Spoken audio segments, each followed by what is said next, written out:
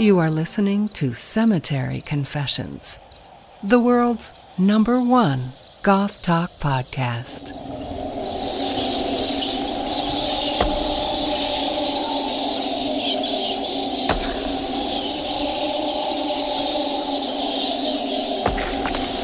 Ghouls, goblins, and gremlins, welcome back to Cemetery Confessions. On this episode, we are cracking the lid of a dusty casket labeled, "What is Goth?"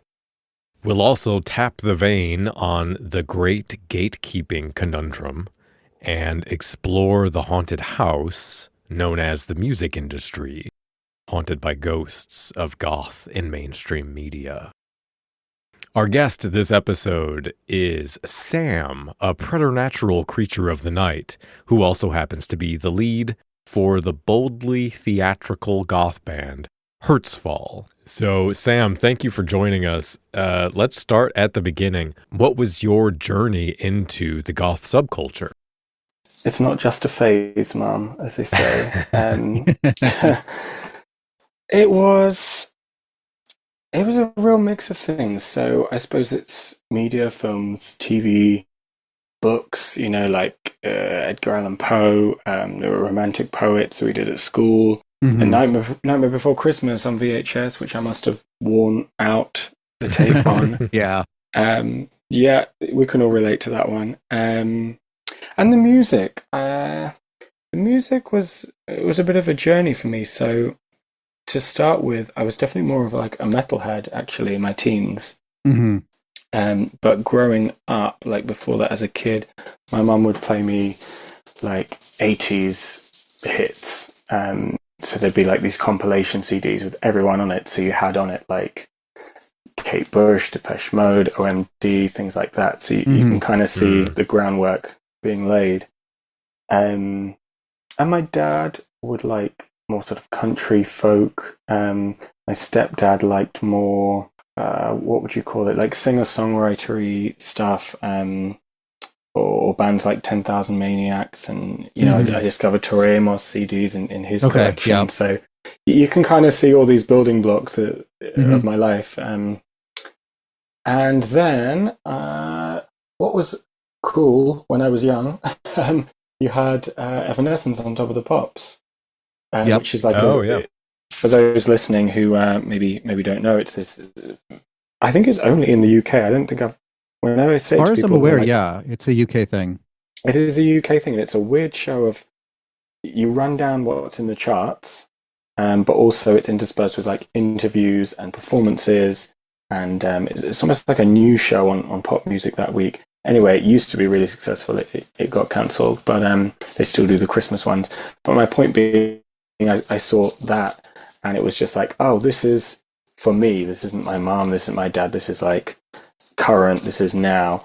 And I was like, okay, not quite sure what I like about this, but it's dark, and there's strings and piano, and everyone's in black, and there was like candles, and it was all a little bit over the top. And so that led me down a rabbit hole of metal and like gothic metal. So there was then Lacuna Coil, Nightwish. We then got to Paradise Lost, My Dying Bride. Yep. And eventually Classic. Something just... Yeah, you know exactly what I'm saying. Something just sort of snapped one day, like a kind of a eureka moment of, I like the metal and the guitars, but what I really like is when they call it gothic metal. And it's like, what is this goth thing? What is that? And I can't remember exactly what sort of pushed me over, but one day I just started going, okay, let's go down this rabbit hole and work out what goth is. So I started taking myself to these like goth meetups. I was living in London at the time, so I'd just go and you just meet people. We used to go to Slime Light all together. And I didn't have a clue what I was doing, which I quite enjoyed. Like, I think that's how it was when the scene started. It was the DIY makeup and you cut up some clothes and it looks terrible, and then you go and get something else. So I found my way, and I just thought, oh, okay, this is it. This is where I want to be. This is me.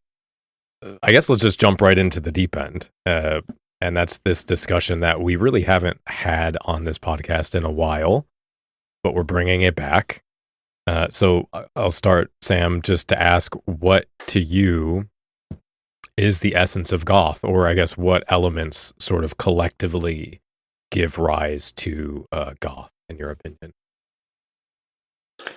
Wow, yeah, that is a big question. That's a hefty question that has a lot of debate raging right now online. So I suppose I want to preface it by saying, like, this is my opinion. It is subject to change with new information. I feel like these days, you say something and that's it. People will then hold you to that forever and will attack you on something. It's like, I don't know when that happened. I don't know. Maybe it was always like that and I was ignorant to it. I don't know. But anyway, and it's also quite a hard thing to define. I mean, I'm going to have a go at it. Don't get me wrong. But I think it is very subjective. But there are a few things that I think everybody can agree on, or at least us three right now. I think we could agree on these.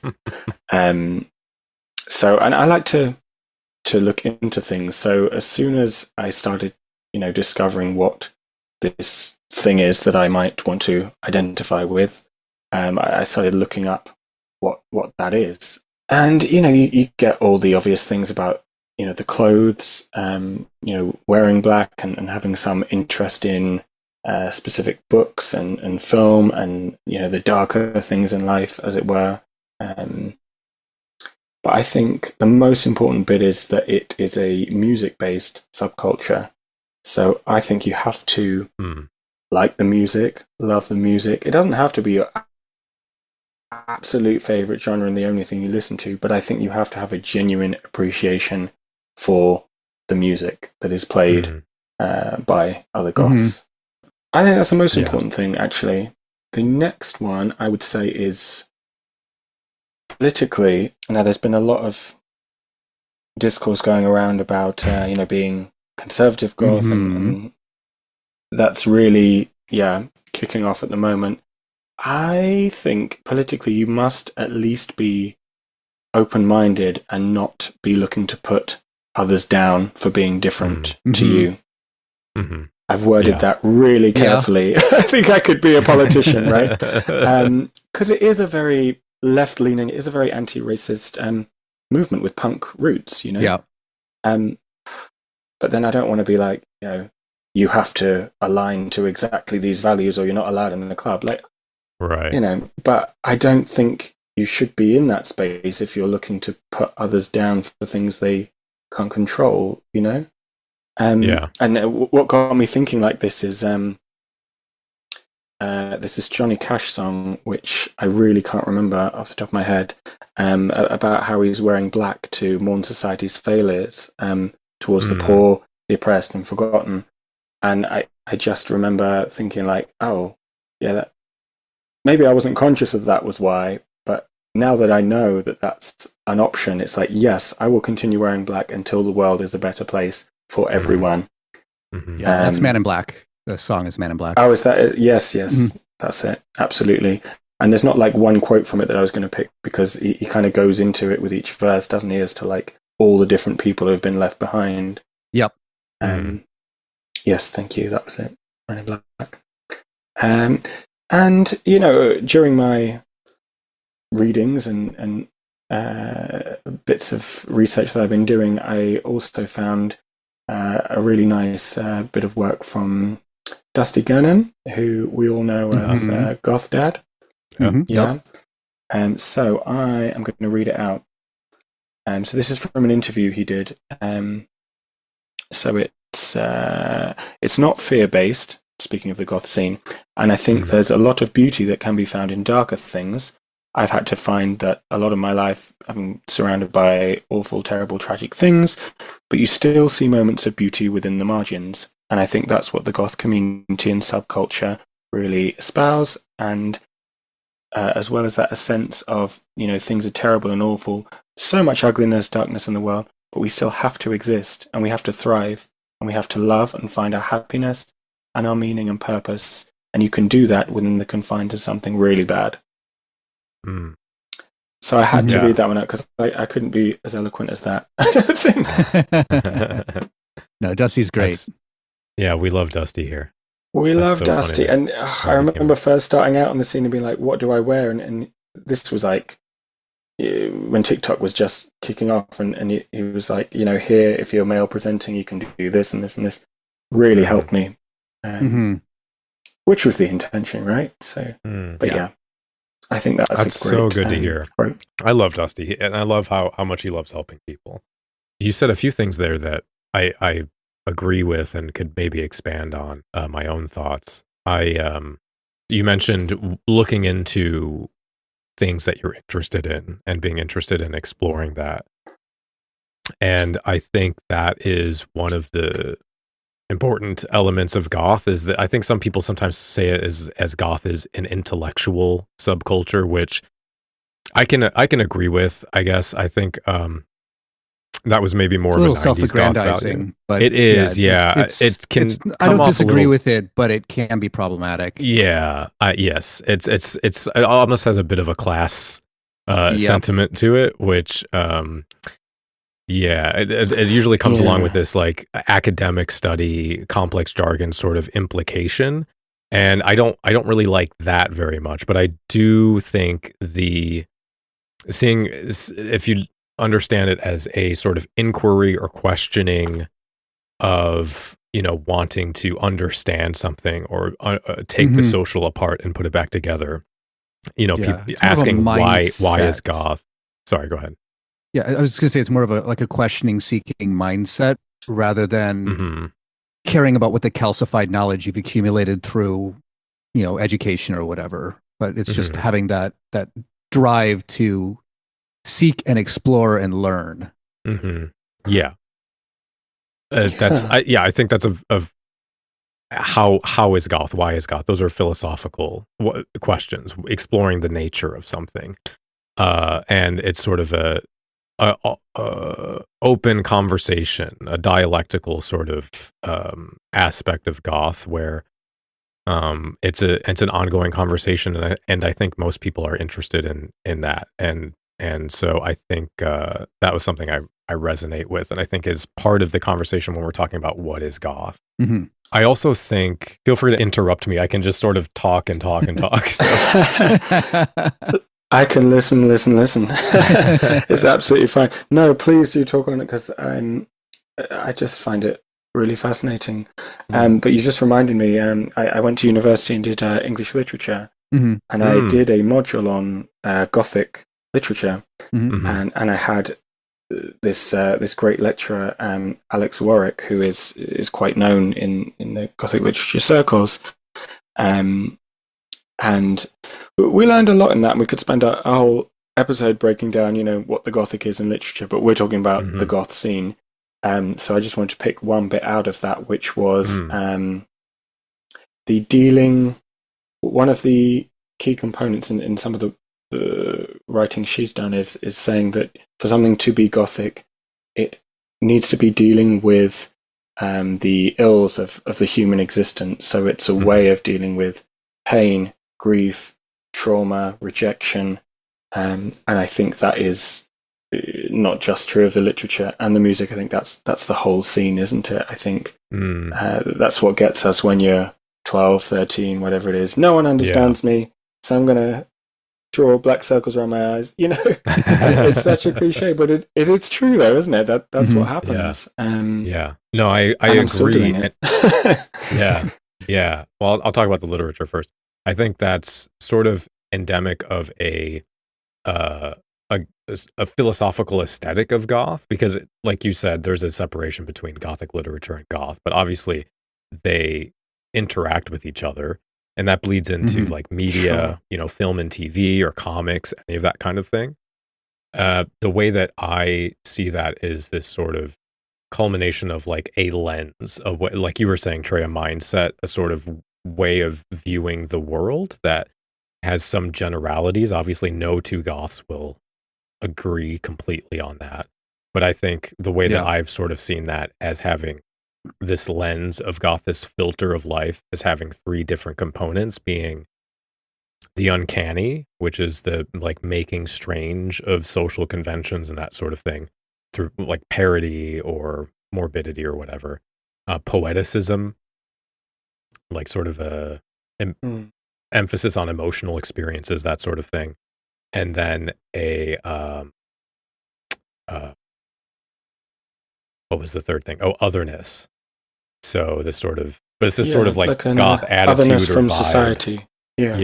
Yeah. Yeah. I guess And where otherness could be nuanced would be whether it's self-conscious otherness, where you're purposely trying to be other, versus just being other and figuring out Against how your to will. exist in that situation. Yeah. Not being othered, but just you're just a weird kid kind of thing. Right. And how that works with society. So it's whether it's a conscious choice to be other, like looking at society or looking at something and saying, I don't want to be that, I'm going to be this instead, versus I'm just going to be myself, damn the consequences, and that being inherently other to whatever group you happen to be surrounded by.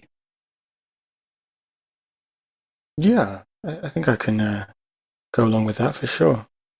I also found on the Cemetery Confessions YouTube a video when I was doing my research I was determined to define it. I'm going to get to the bottom of exactly what goth is. Now I just sort of thought, oh well, I just call myself it, it's fine, but it doesn't actually matter to me now. I mean, that sounds flippant. It matters so much, it's my identity, but getting to the bottom of it, I don't find that a priority anymore. Right. Which I'm happy about. But when I was looking into it, I did find this video you did about what is subculture, what is goth, and you'd gone into the 4 indicators of subcultural substance and come up with your own 4 markers of goth identity. I think they aligned with what I just said before, the appreciation of goth music being the top one. The aesthetic, the sartorial idioms of goth, looking like your stereotypical goth, even though, it still gets confused with emo and metalheads and even anything alternative. Oh my gosh, the amount of time people call goth emo, and I'm like, that's not what you mean. Like, I don't know how that happened. But anyway, I want to get into that a bit with the gatekeeping conversation, but yeah, for sure. Oh yeah, we'll get there. And the embracing darkness, so that's kind of, we've just started talking about that, haven't we? The gothic literature, the beauty in the uncanny and abnormal. But the one that I was really interested in that I hadn't considered, this 4th one, an active pursuit of incorporating these ideologies into your life. These rituals into some sort of communal interaction. And yeah, so it's being active on the scene, in short, isn't it? That's what you meant there. Yeah, exactly. Yeah, precisely. I think that's the community part, right? I think that's important in goth. I think that's how a lot of goth just sort of began in the first place and continues to this day, is that network, that web of interactions, that reciprocal enmeshment with a group of people, and this sort of art and culture and creations. And I don't think that's unique necessarily to goth, but I do think that's been a implicit aspect, is like people say, go out to a club, go to a concert, go to a meetup. And that's really what keeps the community thriving. And so I think when we're talking about what goth is, we can't really ignore that active participation part, even if it's online, even if it's making YouTube videos. Yeah, if you don't have anyone, it doesn't person. have to be physically in person, because there are limitations there, both practical because you're not in a region with others, and also just people who have social anxieties, people who have mobility or issues that prevent them from easily going out into the world and interacting in common spaces where goths interact. Yeah, I suppose that's one really good side of the internet, isn't it? Is people who maybe have whatever issues they have, mobility issues or are disabled in any way, they can still interact and be an active part of the scene. So that is, I'm sure we're going to talk about how the internet isn't great as the conversation goes on, but it definitely has its upsides, and that's one of them. Yeah, absolutely. Yeah. Maybe my other thought on this that you both sort of touched on when we were talking about otherness. As I was thinking about this, I was reading some things, and I saw David Haskins in the past had talked about in the flat field being an expression of wanting to escape from the flatness of mundane life in Northampton.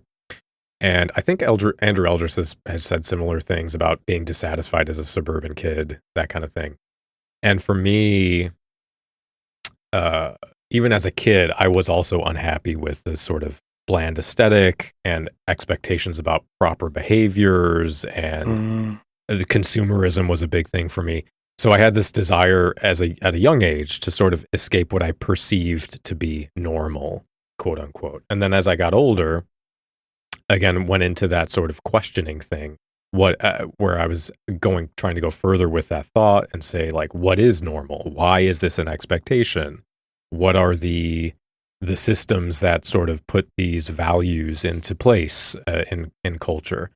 And that maybe that's not a universal experience, but I think the questioning of things is at that root of the sort of youthful dissatisfaction with the world, or that sense of alienation and being isolated. I know Jazz Coleman of Killing Joke had at one point talked about feeling isolated as someone of mixed race. So when we talk about goth spaces or goth in general as a place for outcasts, I do think historically it has been that for disaffected people, or at least that was my perception going into goth, which is why that it's been important for me to have discussions around the creeping in of sexism or racism into goth spaces.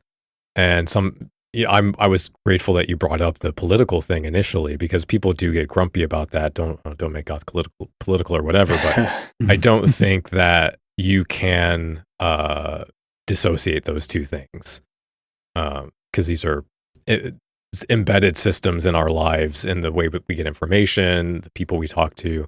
So I think that has to be recognized as an element. If you want to talk about being a weird kid, being drawn to goth because it was a place where you could express yourself freely, you can't separate that from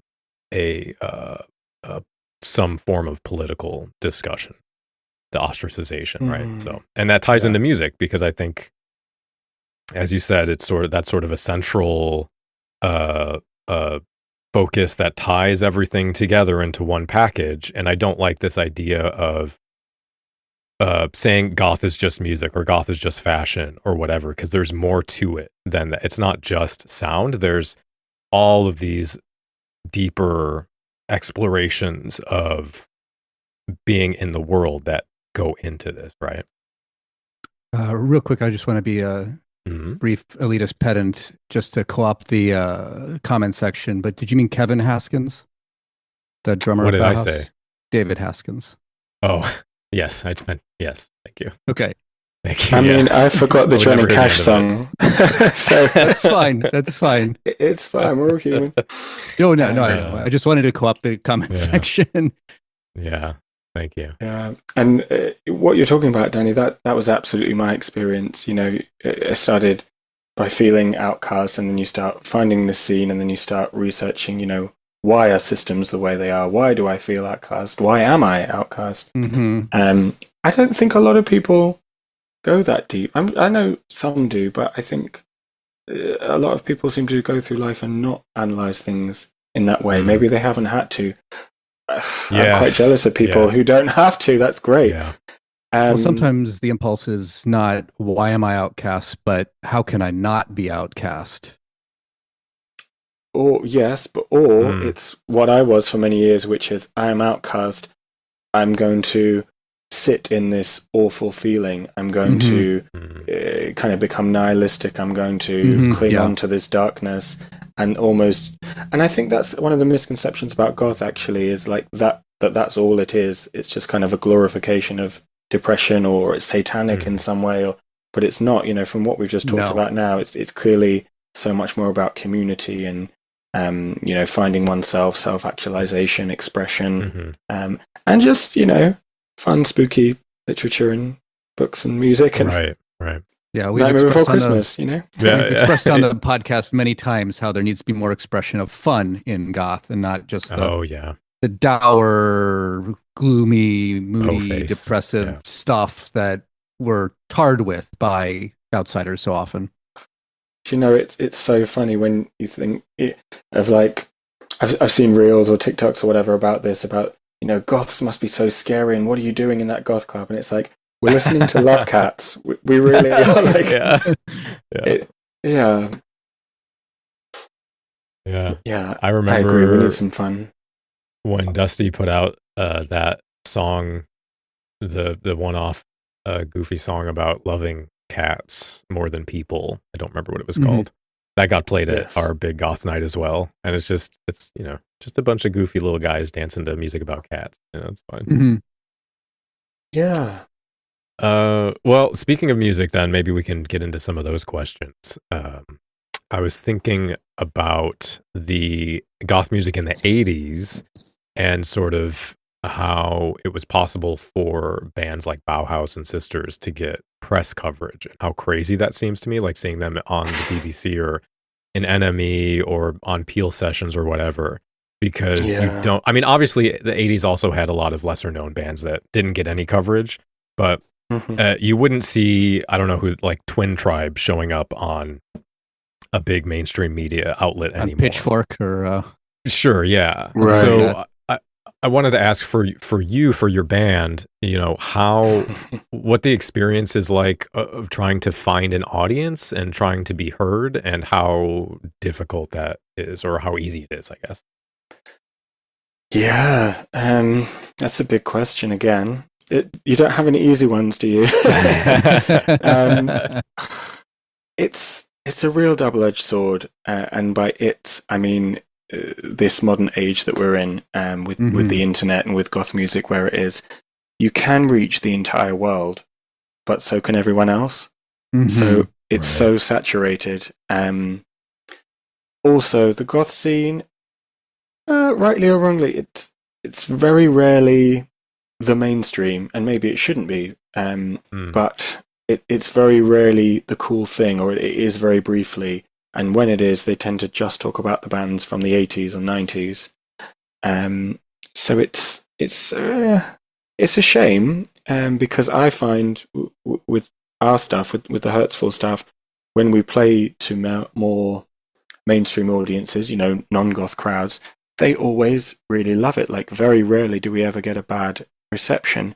And I know that's the case for a lot of my friends' bands as well. They're just making good music. Okay, so they're wearing black, but, you know, the chords are the same as in pop songs, you know, it's you can still love music, can't you? So, but I think people then see the makeup, they see the boots, and they go, oh, that's not for me, thinking it's going to be, I don't know, Cradle of Filth, or, you know, that's what they imagine it's going to sound like. So how difficult is it to find an audience? Yeah, it's hard because you're up against the whole world, and so it's how do you cut through when you're up against these big machines? You know, labels are feeding people, you know, their current artist. They've got these massive budgets, and people are gravitating towards people who they listened to when they were growing up, or their parents listened to, or what's, you know, fun for them now. And yeah, so for a goth band, it's quite hard to cut through. But on the plus side, you can just put your stuff out in a way that you had gatekeepers in the 80s and 90s, and, you know, before streaming even.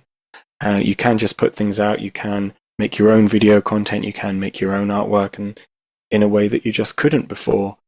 So, I mean, for me, I try really hard not to complain. I might complain a little bit, if you don't mind, as the podcast goes on. Goth, after all, you must. Exactly. I might mope. I might, you know. Yeah. But because that's the reality of the situation, I'm not going to say, oh, everything's amazing, because it's not. Right. But for me, you just have to keep doing what you love, and of course you can try and get it out to as many people as possible, and you can do paid ads, and you can get posters, and you can go on podcasts and do interviews and whatever. But really, you just have to keep doing what you love and hope that people get to you, because you actually can't predict human behavior. So that's not to say you shouldn't try and you shouldn't be strategic with what you do, but at the end of the day, there has to be a point where you just kind of let it go and go, I'm making the music that I love. And, if I wanted to be successful in the music industry, maybe I'd switch to, I don't know, hip hop or R&B or pop. But I love making this, and so that's what I'm going to keep doing. Yeah. So going back onto, you're talking about your band, and I had a bunch of stuff that I, had listened to your band, read a couple of interviews or reviews of various albums. And one thing that I thought was really interesting, and I don't know if you still classify yourself as this, but a couple of interviews mentioned that you called your music goth with soul. Yes. Can you elaborate on what you mean by that? What is the soul in your music, or how are you incorporating soul? I'm assuming it's a reference to soul music in general. But how do you incorporate that in your goth music? That's quite a funny one. So it's a play on rock and roll. So it's goth and soul. Which we didn't come up with. Two separate people, so like a friend and then a different audience member on a different night, had both said, "Oh yeah, it's like goth and soul," and so we were like, we've never sat there and said we're going to blend goth and soul music. We never ever did that. I suppose it comes from me having what some people would describe as a soulful voice. I suppose I sing in all different ways. Most people stick to one voice, and when I say most people, on the goth scene, there's that kind of low Ian Curtis or maybe like something like Fields of the Nephilim or something, is that almost like monotone drone. And then there's people who maybe sing higher and cleaner. I will do both and some other bits in between. So I suppose the soul comes from the poppier end of what I do, as opposed to the dark, more monotone, typical goth sound. So we just ran with it because it does actually make sense, and it makes us quite unique. Sure. So it's not quite a conscious incorporation of soul music. It's more just the feeling that you align with soul. Yes, I suppose it's also just quite soulful, the lyrics and my delivery, and I suppose that's what inspired that. Sure. I mean, if you go right down to it, talking about soul music, that's the origin of rock and roll in the first place. So yes, it is incorporated in a lot of things, but there is definitely music that has lost that sort of emotional core of soul music, and it sounds like you're definitely trying to bring that back up, where it's not like you expressed what I usually call goth voice, male goth voice, number one, that monotone, deep voice, which is very detached, emotional affect, very limited. You're more expressing the passion, which is other goth voices are definitely big into the passion of the voices, as your Cures and the like, that they have that range, that dynamism. It's not just a monotone expression, but it's very broad ranging in the emotional reach. Yes, absolutely. And I mean, I've had all sorts of different singing teachers. I've done all different kinds of training. So I've done, musical theatre, classical, and I will, popular song. So I will bring all of that in a very probably totally inaccurate way if I were to sit down with a singing teacher now. But I do it in a way that makes sense for me and what I think each song needs. Which, again, it's not a conscious thing, but I suppose it does come across very soulful. And there's I liked what you said there about the roots of music. So if we were to go back to the very roots of goth, it came out of post-punk, and it came out of punk. And what did punk come out of? That came out of rock and roll. And rock and roll, you see where I'm going with this? Was black people with guitars in America. So maybe there's kind of a genesis moment there. There's a kind of a going back to the beginning. But again, it wasn't conscious. It really wasn't. I just do what I love. Yeah, the journey of soul music in the lineage of our genre of goth music, or as so what we have a technical like to term our thing. But I mean, just the history with the interchange between American and Britain, specifically with, the rise of American soul in the late 40s and 50s, and then the wholehearted embrace of that in around the early 60s within Britain, Yeah. that really led to a lot of what we did. And then, of course, America re-importing that with the British invasion. But just right after that, that interchange between our two musical cultures, kind of bringing up the birthplace of post-punk in working class Britain, which then, of course, we imported into some working class US as well, and then Sure. spawning goth out of that. But yeah, it was so fascinating just reading the history of music, the really extensive love affair that Britain had with American soul music in the throughout most of the 60s. It was really kind of cool. Yeah, that sounds accurate to me. I'll be honest, I'm not that aware of it. I think my music knowledge really starts 80s onwards. Although, I'll know some of the big acts from before then. But yeah, absolutely. We do have that, what do they say in politics? Special relationship between the US and the UK. Well, we used to, maybe we won't go there. But we definitely do in terms of it's on the rocks. Maybe we need to take a break or something. But definitely in terms of the music, that has always been there, and I think it always will be. Probably because we share the language. That's the key. But still, there's something to be said for.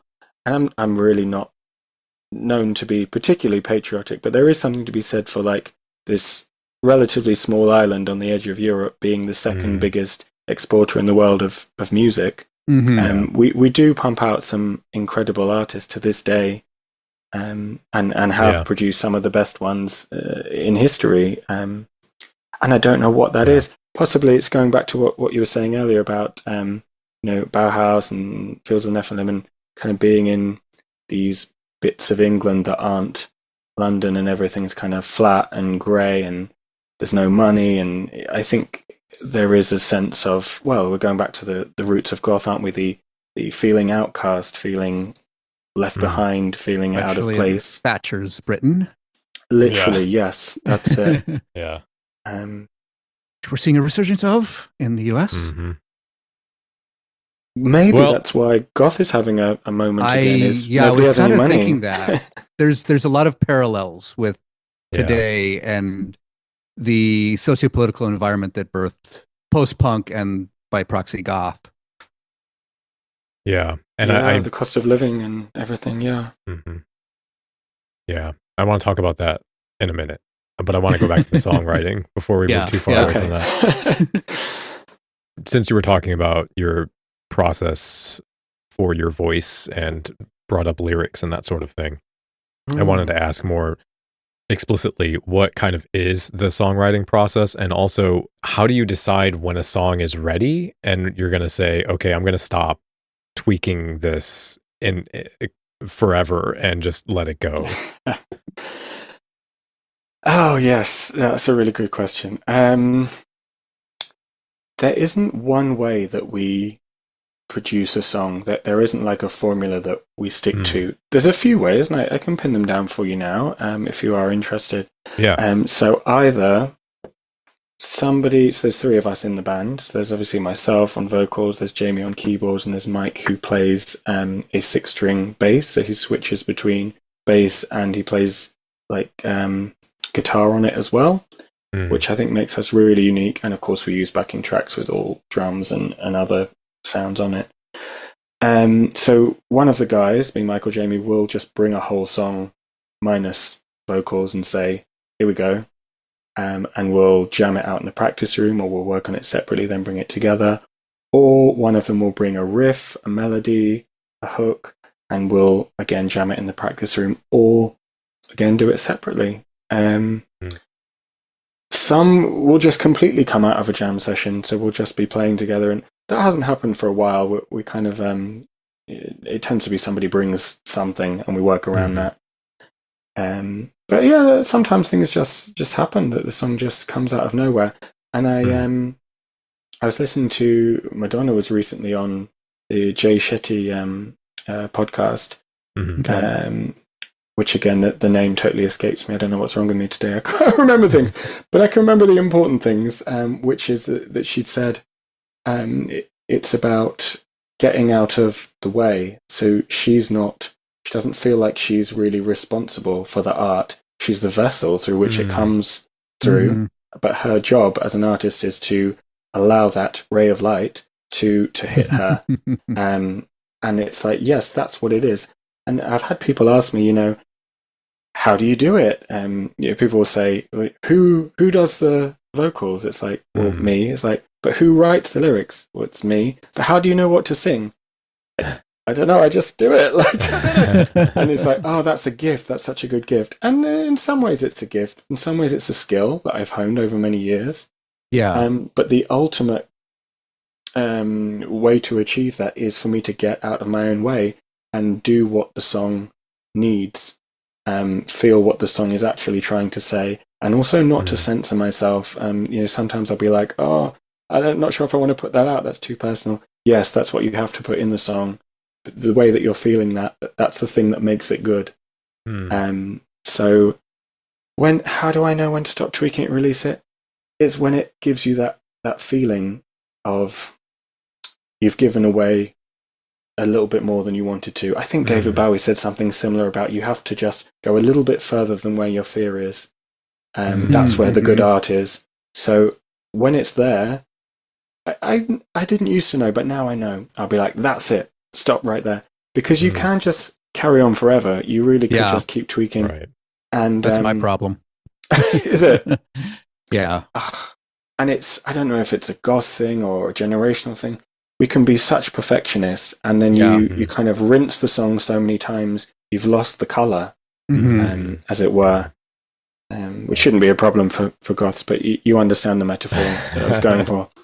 Yeah, no, I appreciate that. I think one of the interesting things about music as an art form specifically is that I don't know what to compare. If I compare it to this podcast, not that this is an art form, but when I do a podcast, I do it, it's out, but it is. It's done, I move on to something else. With music, a lot of the time you make the music and then you're playing those songs for years at live shows and things. And I wonder, I guess that live element allows you to creatively sort of mess with the formula a little bit. But do you ever, after you've made something, it's out, it's on Bandcamp, wherever, do you ever wake up one day and be like, I hate this song? And then you wake up the next day and you're like, I love this song. Yeah. I try not to listen to our stuff too much for that reason. Because I'll come back to it and go, I could have done that bit better. Why did I hold the note like that? Why did I sing it like that? I will pick it apart, and because you do get better, or you should be getting better if you keep doing it. Right. But then you have to just let it go. You have to go, well, that was what I thought was the best it could be at that moment in time. So it's a snapshot of then. You can go and re-record things. You can remix things. You can put things on a different project if you really feel the need. But I think there's something to be said for leaving what you did out there. It's almost like you put your diary entries on display. You can't go back in time and change what happened that day. So why would you want to change the music? Right. Yeah, I was going to say, going back to that idea of getting out of your own way and just releasing things, do you find being in a band helps with that, getting you out of your own head, having other voices to kind of shake things up and say, no, that's good enough, or or does it make it worse? Too many people wanting to refine it and nobody ever being fully satisfied in conjunction with one another. With Hurtsfall, I think we work really well together on that. So we will, in the build-up to releasing something, no, let me rewind a bit. Once we've recorded it, we will all listen to it together, and then we will all send across notes of everything that we want changed, and it can go on. Like, it can be like War and Peace, like this. And luckily now they don't seem to clash, so we can work with that. And then once it is ready, like ready to go, I'll listen to it again and again, and I'll sleep on it, and I'll keep writing notes, and I'll listen to it on different devices, and as soon as it is out, I'll do the same thing. I'll listen to it from, I'll put a different hat on, like I am now a normal listener. I'm now someone not in a band. I'm now someone who doesn't like goth, and I'll try and hear it from all those perspectives. Then I don't want to hear it ever again until we play it live. But yes, to your question with the band, yeah, we work well together, and I think it helps. I think it really helps having three very different pairs of ears, very different life experiences, very different tastes. We actually, we're almost like our goth Spice Girls. Like we dress different, we like different music. So who's posh? I think that would be me. Oh, okay. I've never actually thought this one through, so don't put me on the spot with that. The guys would not appreciate that. It's just funny. It is funny, it is. But we do all dress differently, that's the thing. And we do all have different personalities, and I find that really good. The dream for me has always been to be the singer of a band. It wasn't, I'm going to be a singer, I'm going to be famous, I'm going to be a pop star. It was always, that moment, Top of the Pops, being 13, something clicked. I was like, I will be the singer in a band. I'll be wearing black, it'll be dark, it'll be dramatic. I don't know exactly, what the other details will be, but that was always the dream, and it still is. But yeah, in terms of the recordings, I feel like I'm going off on a tangent there. In terms of the recordings, yeah, it helps to have the other guys. I don't think it's a hindrance at all. Sometimes it's gone on a little bit too long, and maybe we've got a little bit sick of each other. But that hasn't happened for a while. I think we all kind of know what the other guys would like by now. So we can kind of anticipate that before it even gets to that level. So 3 has been a really magic number for us in terms of band size. I can imagine it's more challenging. There's 4 or 5 or more of you. But again, it depends on your personalities, doesn't it? Yeah, there are a lot of power trios out there that do real well. Yeah. 3 works perfectly for us. Getting back to finding your audience and that sort of thing. What's your opinion on streaming services? Sort of like, Spotify, Bandcamp. Those people seem to have a lot of opinions about those. What's your experience? What's your opinion on the use of those? So this might be the bit, you remember I said earlier I'm going to have a bit of a moan? I think this might be the appropriate place. Absolutely justified. The state of streaming is, go off on it. Deep sigh there from the pits of my soul. I don't think people who aren't in the industry realize how bad it is. That's what I'm going to start with, because we are by no means A-list or, selling out arenas or anything like that. I think we're doing pretty well, but we're not big artists, but still people will look. If you were to look at our Facebook, our Instagram, we've got, or our Spotify numbers even, as we're on the topic, we do okay. And people are like, oh, when are you going to quit your job? Like, the band's going really well. Blah, blah, blah. It's like Spotify have just pulled all the money from the first 1,000 plays you get on each track. I hope I've said that right, and maybe they've changed it since then. Pretty sure that's accurate. Yeah, I'm pretty sure that's the latest that I heard. So for smaller artists, say on the goth scene, a lot of artists aren't getting 1,000 plays on a song for a year, so you get 0. For those who are then over that, again, my knowledge might be a little bit out of date, but it's something like a tenth of a penny or something like that per stream. It's really, really low. So you're having to get millions of streams to even make what is the UK minimum wage. Yeah. For one person. Now there's 3 of us. Right. And then people are saying to me, oh, you should just be positive and like you can do anything. It's like, that's like saying be positive about winning the lottery. Like you can't control that. That is, doesn't matter how good you are, that's not, it's just not viable. But then on the flip side of that, what is the alternative? We had piracy, so then no one got anything. If people aren't buying CDs anymore because they can stream, I see a lot of artists, and this isn't to like diss anybody's political choices with a band. Like, everybody needs to do what they think is best. But I see a lot of goth artists say, we're taking our music off Spotify, da da da. And it's like, yes, I absolutely get why, but that's where over 50% of people who listen to music.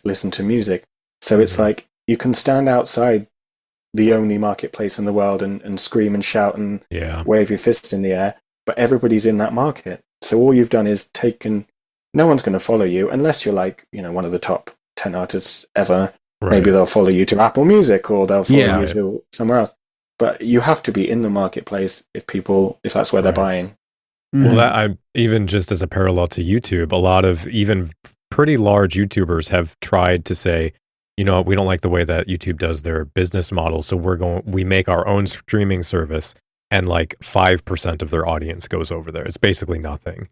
And I wonder, it used to be that bands would make their money off of, I guess you still have merch, but it's like you sell most of your albums at the live shows. And I actually wonder with, people talking about bands pulling their music off Spotify.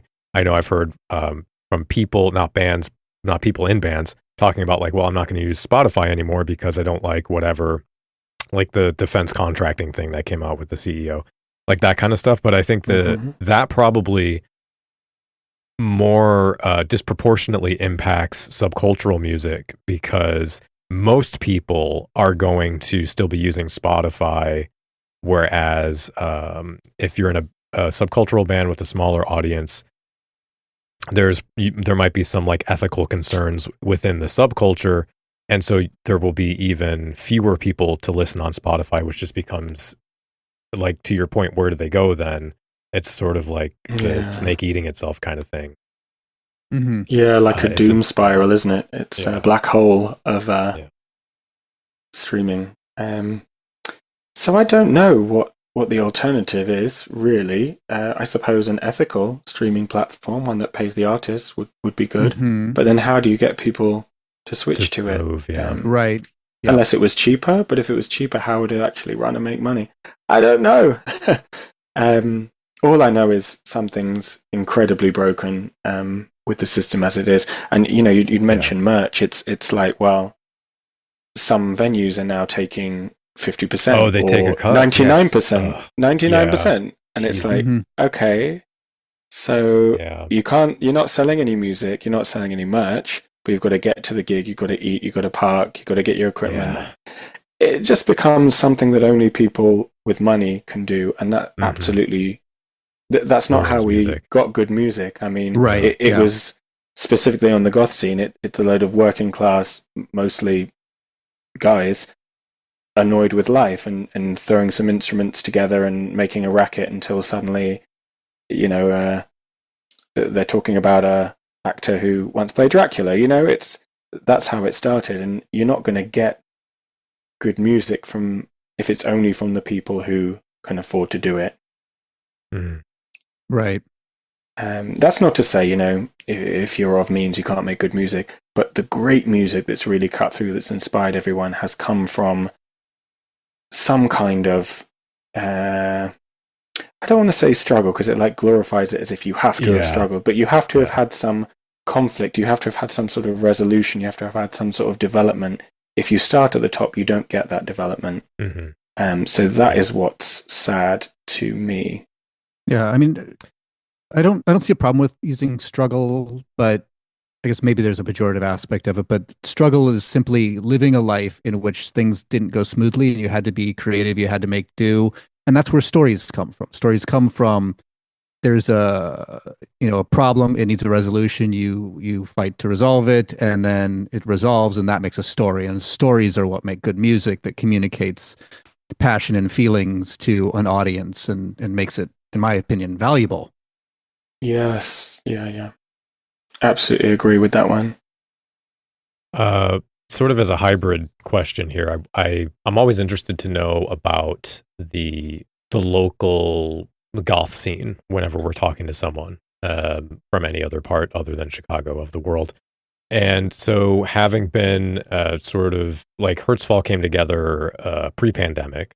So what is, now that we're here in 2025, have you noticed any changes in the audiences or just your own sort of going out to clubs and concerts and things. What's the community like? What's available? What is the, what's popular with like what gets played? All of that sort of flavor. It's so weird. I feel like an elder now. Like, I swear I was a baby back just a couple of years ago, but looking at it was probably about, I don't know, 10 years ago. I first started thinking about this scene in a serious way and going out. So that is a long time for somebody who's 19. This was before they fully developed their personality. So it is really funny, and with the pandemic, as you said, that things really changed. I've noticed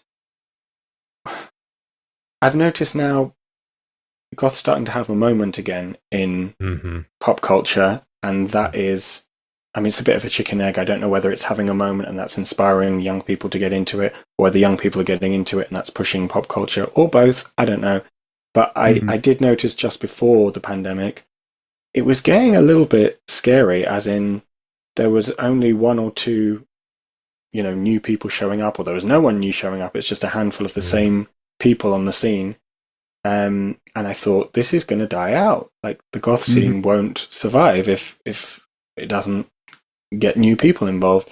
And then after the pandemic, I don't know if it's because people had more time to discover music, or I don't know, they just wanted to get out, have an excuse to dress up. I don't know what happened, but it seems to be this absolute explosion, and there's so many new people, not just young people. There's people who maybe were, I don't know what the correct term is, non-goths before this, who are now coming to the goth club, and it's really, really changed. Our local clubs have been fucking bonkers with attendance. That's good though, right? After the pandemic, no, it's great.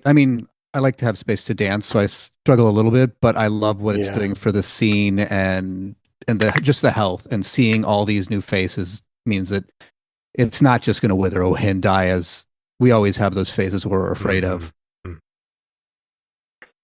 I suppose it's because it's undead, right? The goth scene, like it will never die because it's undead. It's always had to survive on the fringes. It's always had to work at night, outside of the harsh light of day, in a very literal sense. The goth clubs are dark, right? Yep. I've really noticed a change, and it's a good one. And speaking specifically about Nottingham, which is where I'm based now, I've seen it really grow, really, really expand. There's multiple nights. We've got one called Spellbound, we've got one called Requiem, and there's a few other sort of queer ones that aren't necessarily goth, but they'll play some goth music. So it's great to see. There's always a big crossover there. Yeah, for sure. We were talking last, was it last episode? Episode before that? We were talking about a few nights that are run by drag queens that are sort of like queer goth nights specifically. So got, to your point, it's gotten large enough now that they can splinter off, into this is a goth night for queer people instead of, which is a good thing.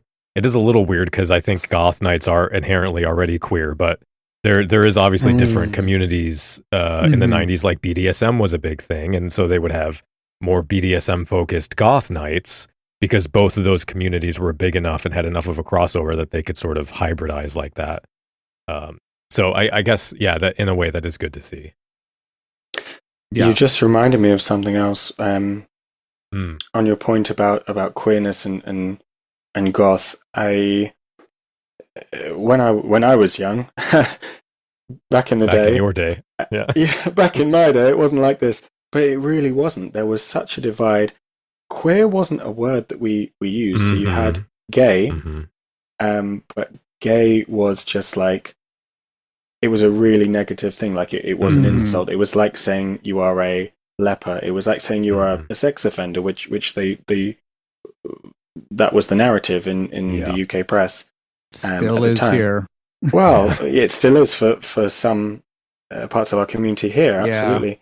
But it's so what I'm trying to say is there was that. So I felt an outsider because of that. But then on the goth scene, they'd be playing goth music and everybody had boyfriends, girlfriends, but in the gay scene they weren't playing goth music or rock or metal or whatever I liked. So I really had to kind of split myself, literally change the clothes so that I could try and fit in in either, which I mean, I don't regret it, but yeah, it's had to code switch. Yeah. That's it. I don't regret it, but looking back at it, I wish it wasn't the case. And so what I'm trying to say is it's really nice now to see that crossover. So you've got all different queer expressions coming into the goth club, and you've got, and vice versa. Yeah, I don't know why there was that divide. I think everything was just more divided back then. Like you had to pick a look, and that look went with your music, and that was it. That was you then. Whereas now people can, experiment, or they can switch quicker. So yeah, I think that's another upside. But yes, I've noticed that in the local scene. Yeah. Yeah, to your point, we didn't really have. I mean, queer has been sort of a word that the community has taken back as a sort of a slur. I've actually been watching a lot of 80s horror movies. Surprisingly, what a surprise! But recently, and I'm constantly, I guess I'm not surprised, but a little. It takes me back a little bit when the use of like homo or the F slur just casually as insults. And ways of talking about people and like transphobic stuff constantly for no reason at all. But it's definitely, the language has definitely changed. Yeah.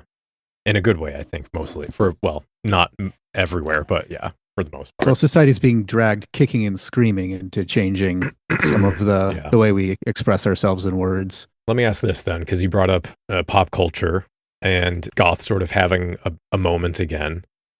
I just saw last week, Allure magazine posted a little thing on social media about the goth makeup, and it was referencing Beetlejuice and The Craft, and then it had this photo of a very tame winged eyeliner that I don't think I would call goth at all. And so whenever this happens, and I've been, as Trey alluded to, I've been every through many October. Of these cycles now.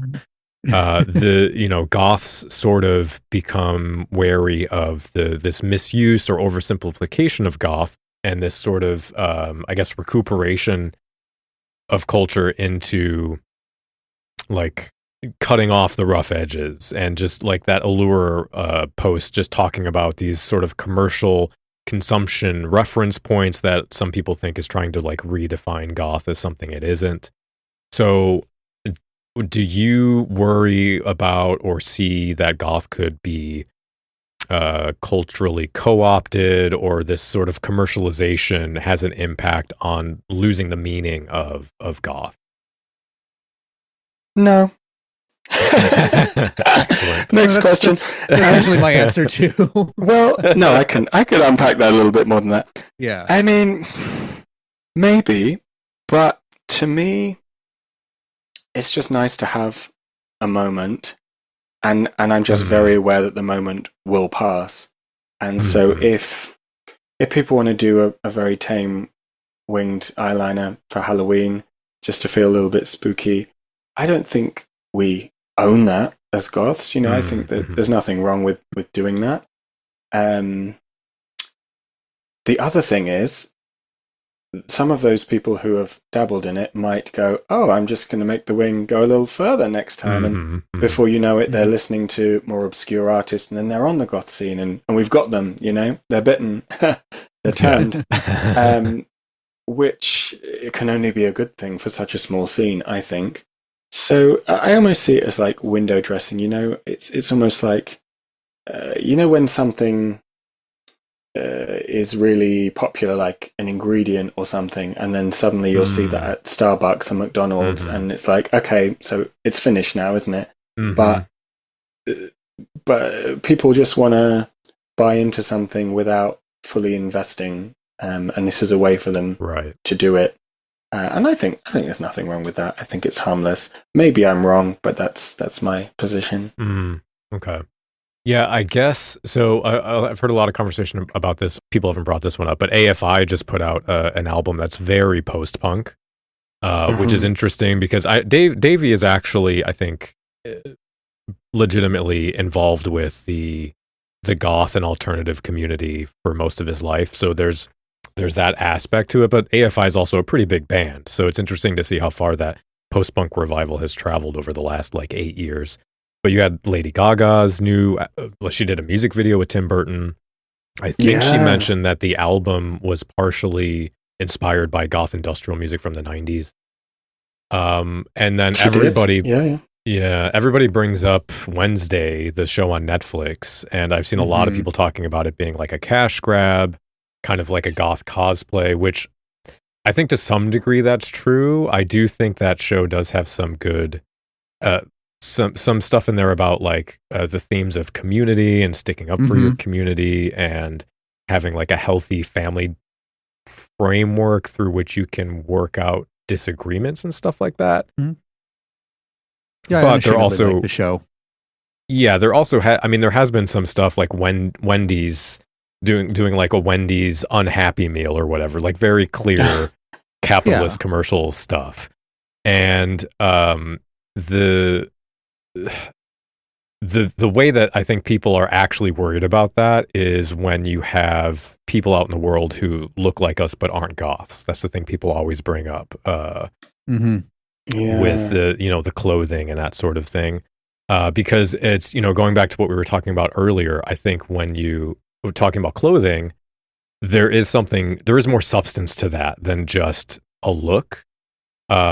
Because I think you mentioned, Sam, also, when you were talking about Johnny Cash, it's sort of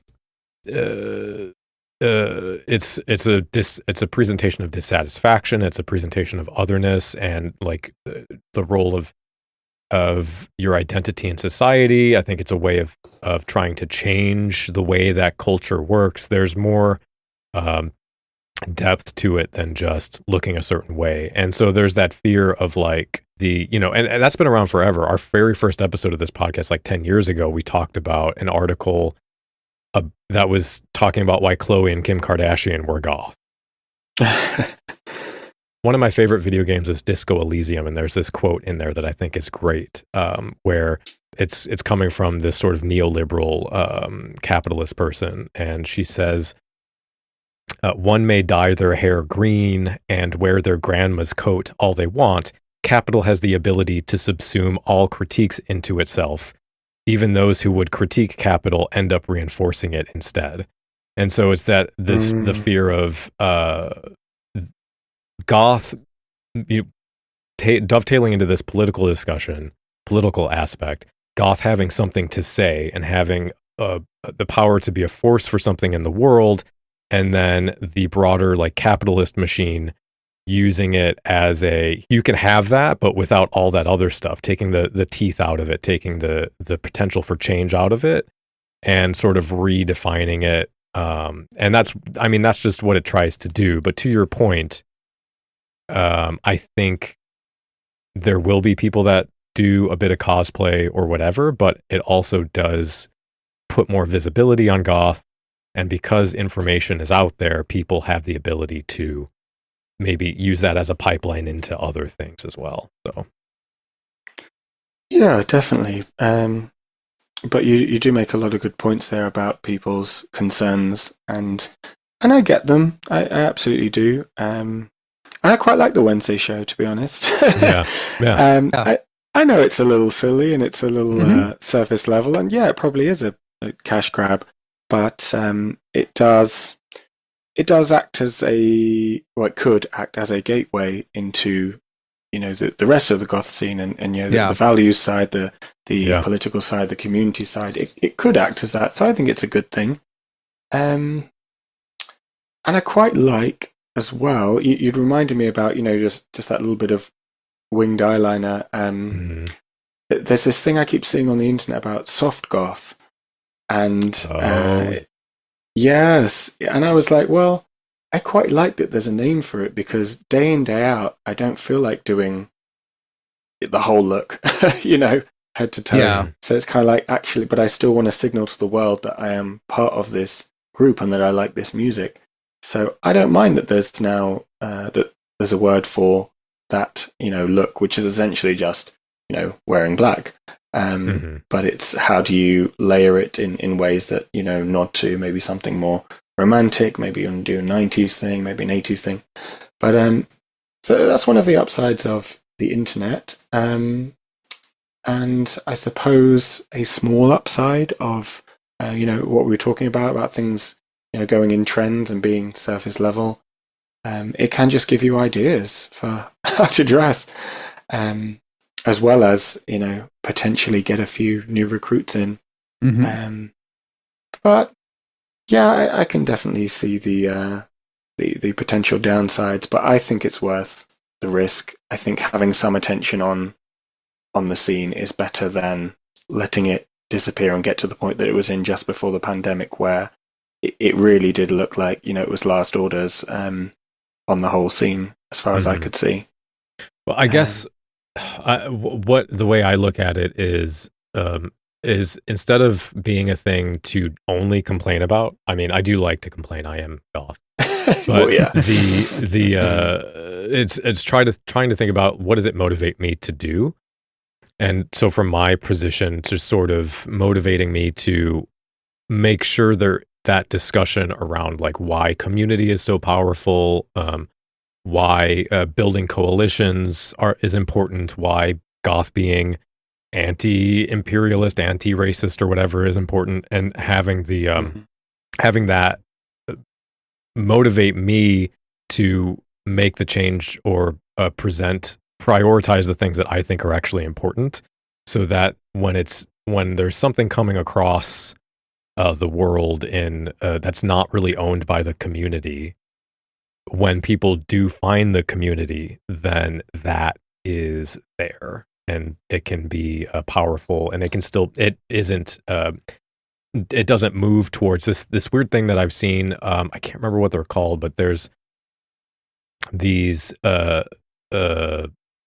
this epidemic of club events that are run by like a corporation, but then marketed as subcultural thing, and they do it for emo, goth, EDM, and they're these very sort of like sanitized, controlled events that are cash grabs, but it also removes the transgressive and like underground aspect of club culture, which is very like DIY and anti-consumerist, and like supposed to be weird and like give you a place to experiment and do stuff that's taboo or whatever.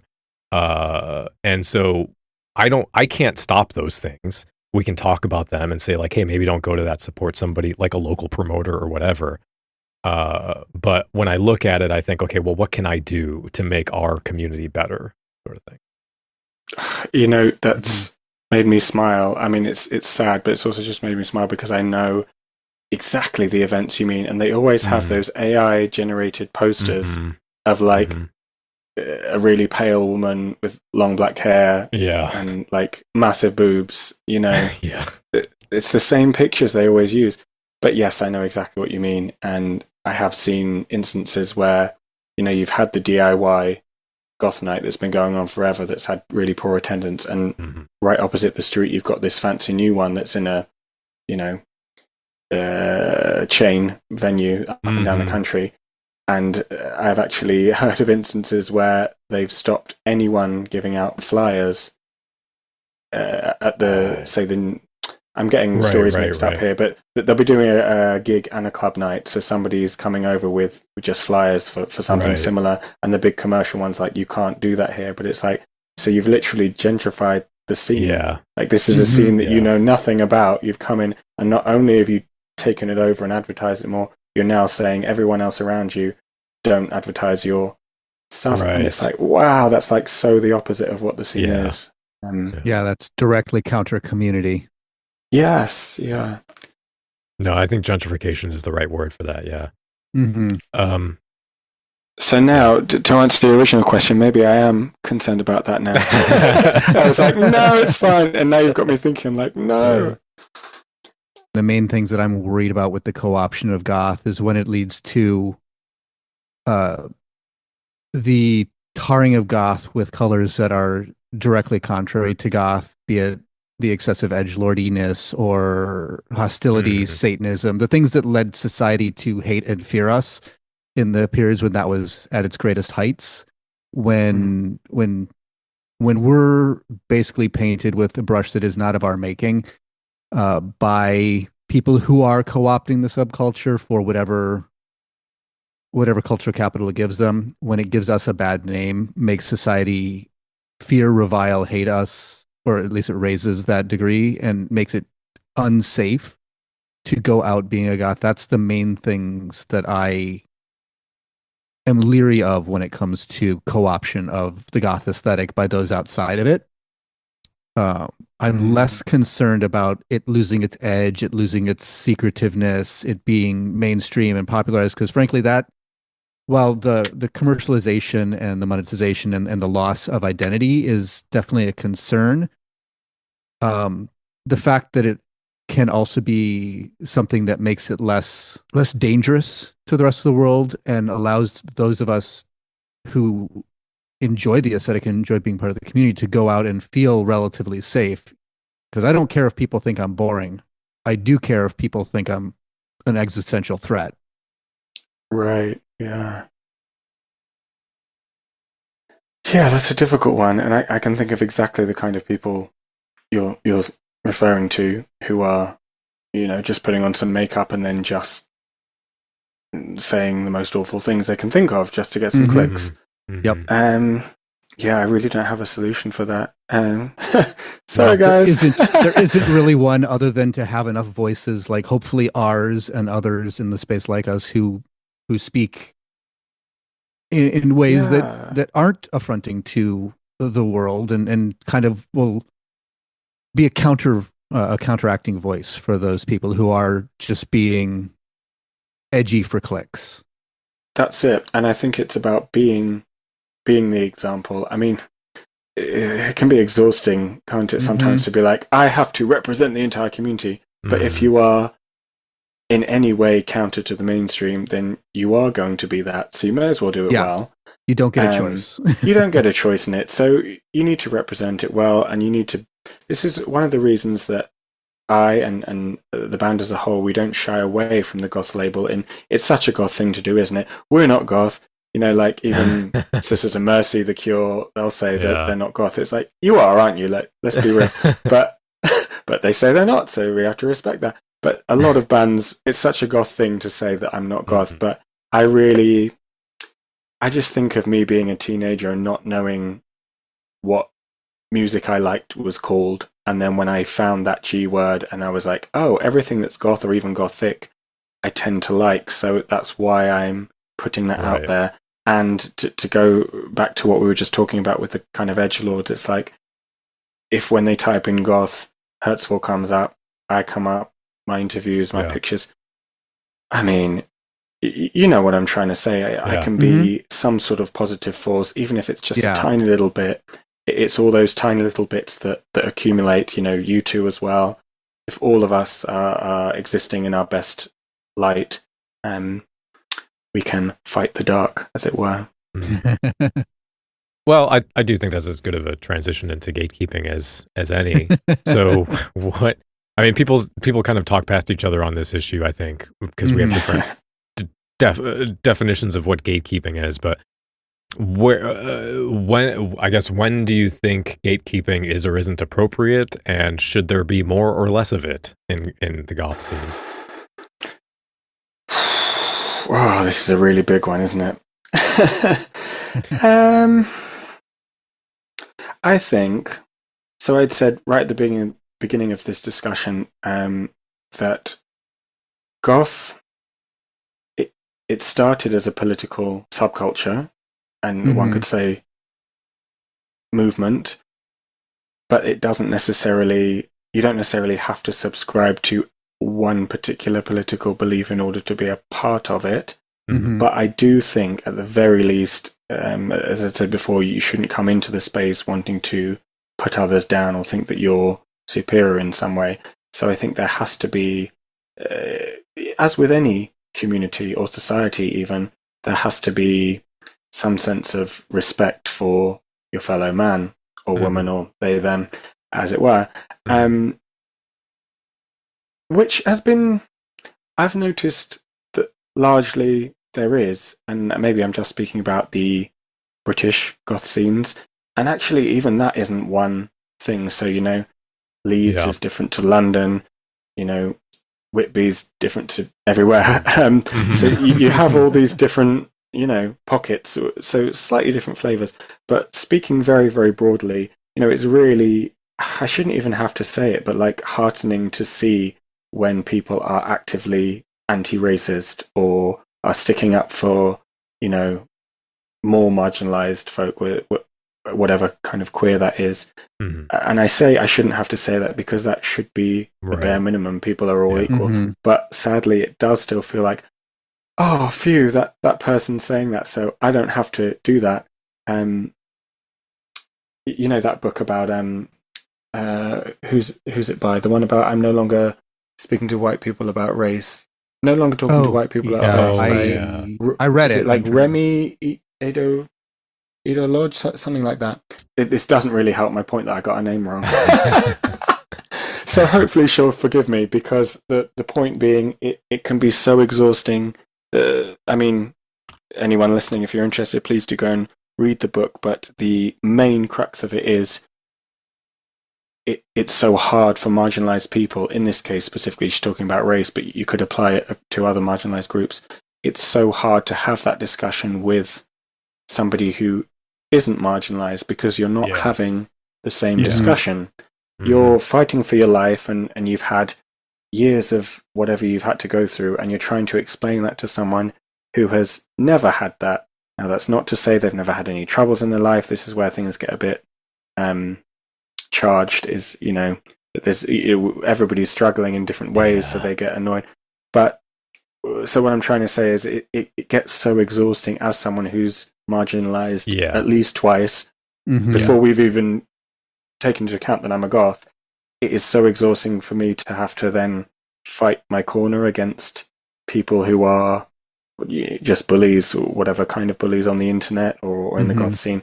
So yes, I have noticed that largely it is a very open-minded, welcoming scene whose members do stick up for those who need it, and as it should be. But it isn't like that in every scene, and it isn't like that, with everyone. But largely it's good. So I do think, in terms of gatekeeping, there has to be a minimum of, you can't be going around oppressing other people. You can't be putting other people down.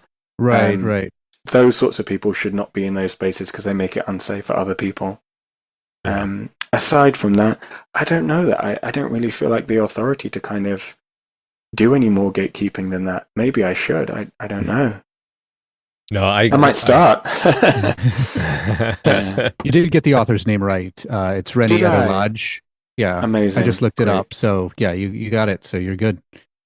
That's good. If she's listening, yeah. No, I completely agree with you, though, and that's usually the first place I go with gatekeeping, is the very, very much sort of, let's keep the bigots and the fascists out. Let's make not just a negative, like, we are not this. Let's make a positive statement about what goth is, so we have some sort of foundation there, and it is openly queer and supportive of marginalized communities. That's where, going back to the music thing, even, you don't have Bauhaus without reggae and dub, right? It's so we need to, that has to be part of it.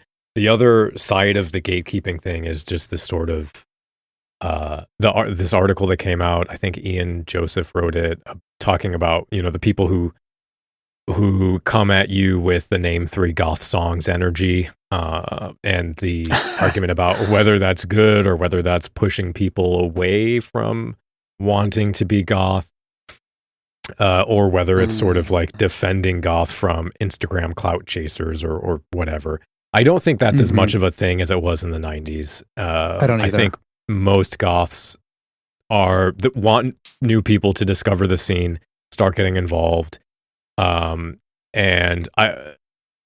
if you're at a place where you're already asking someone to name 3 goth bands and they're at a goth club, I think most people are giving them the benefit of the doubt. Like, this person is here.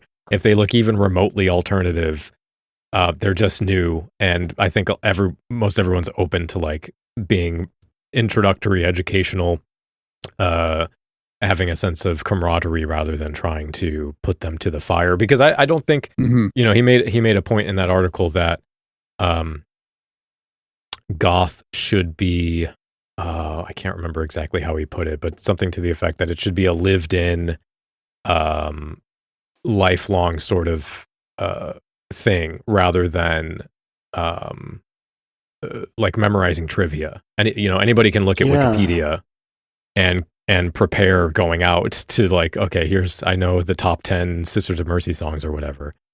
I don't think that's what goth should be. I think there's a time and place for kind of pretension and you know, talking about like, oh, this isn't a goth band, that isn't a goth band, in a degree of sort of like boundary enforcement kind of thing. I think that's a conversation that is fine, but it's just sort of don't be a dick, you know.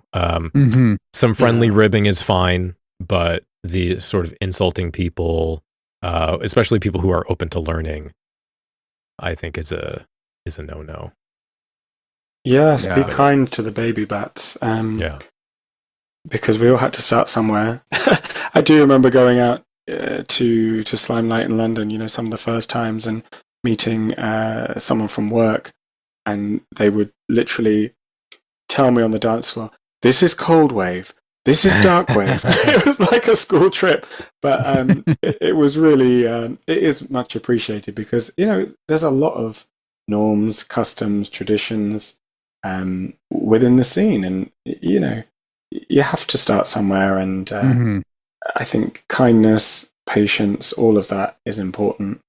Because, it's quite intimidating, isn't it, to come to the scene? You don't want to arrive and suddenly you're faced with hostility and tests. Right. To your point, it's nerve-wracking already going out. You know, let's not make that worse. Absolutely. So let me ask you this then: on the inside of gatekeeping, sort of back to your point about goth being a home for an equitable community, an inclusive community. You know, goths love historically to position goth culture as at least implicitly accepting and protective of queer identities. We have the history of gender bending and that sort of thing. But have you found goth to be supportive or not supportive of minority groups, I guess? I'm really happy to say that I have. Choosing my words really carefully, I do wonder if there are times when people's attitudes have affected me in ways I didn't know about. So, for example, when I would first start going out, you know, I do remember seeing somebody do a double take as if, you know, I'd come in with 3 heads or something. And I don't know if that's a paranoid response. I don't know if it's like, oh, maybe she liked the way I looked, or maybe she was just shocked that I'm so tall, or what it might not have been anything to do with, you know, necessarily skin color or anything like that. But I don't know. I sort of feel like it was, you know. And, you know, we send things out to so many DJs. I do wonder if sometimes they've looked at the pictures and maybe not. Maybe we've not been top of the pile. I don't know if that is the case. I really hope it isn't. And I've never had anyone say that to my face. I think I've had one DJ be like, "Oh, you know, we play goth here, right?" And it's like, yeah, like, that's why I'm here. But again, I can only think of those 2 examples in, you know, ever since I started on the scene. So I'd like to think it hasn't, but I'm not stupid. And I'm aware that perhaps it has. But, you know, there's nothing I can do about, well, I suppose I can hide my sexuality. There's nothing I can do about my skin color. So I've just decided to go with it. And, you know, as you'd said about, you know, reggae roots, and there's other genres of kind of, well, we talked a little bit about soul, but R&B, definitely like gospel. Like seriously, if you took Susie and just changed the music a bit, I swear she could be a gospel singer. You know, people just like music, don't they?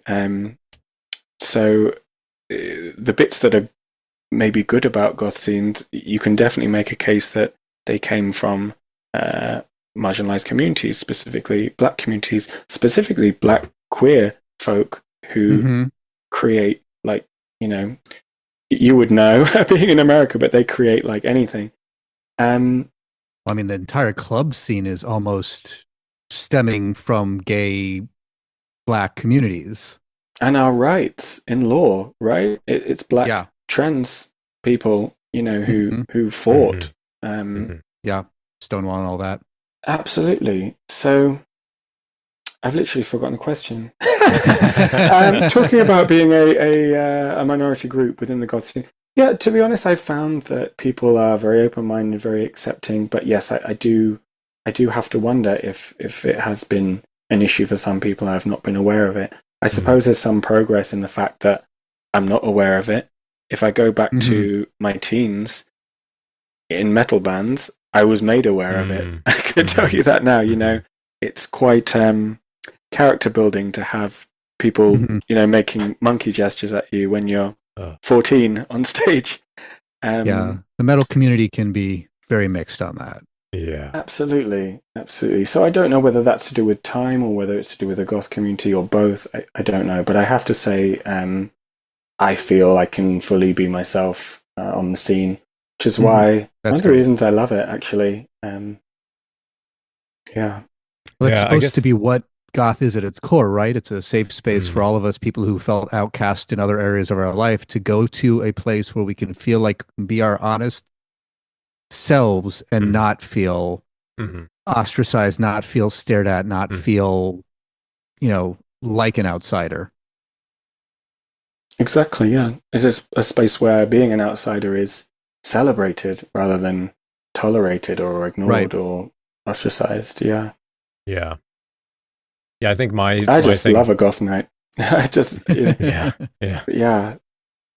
I try and push against what I can see a lot of times with white goths, the assumption that because there is some connection to marginalized communities, that goth is always inherently progressive. Like, to your point, Sam, about the sort of compounding of marginalization, like a white person saying, well, I've been poor, so I'm not privileged, but I'll make the very simple logical jump to, what if I was also not white and poor, right? It's a compounding of things. I think I've seen this assumption that because goth is on the margins, that it is immune to reproducing systemic oppression.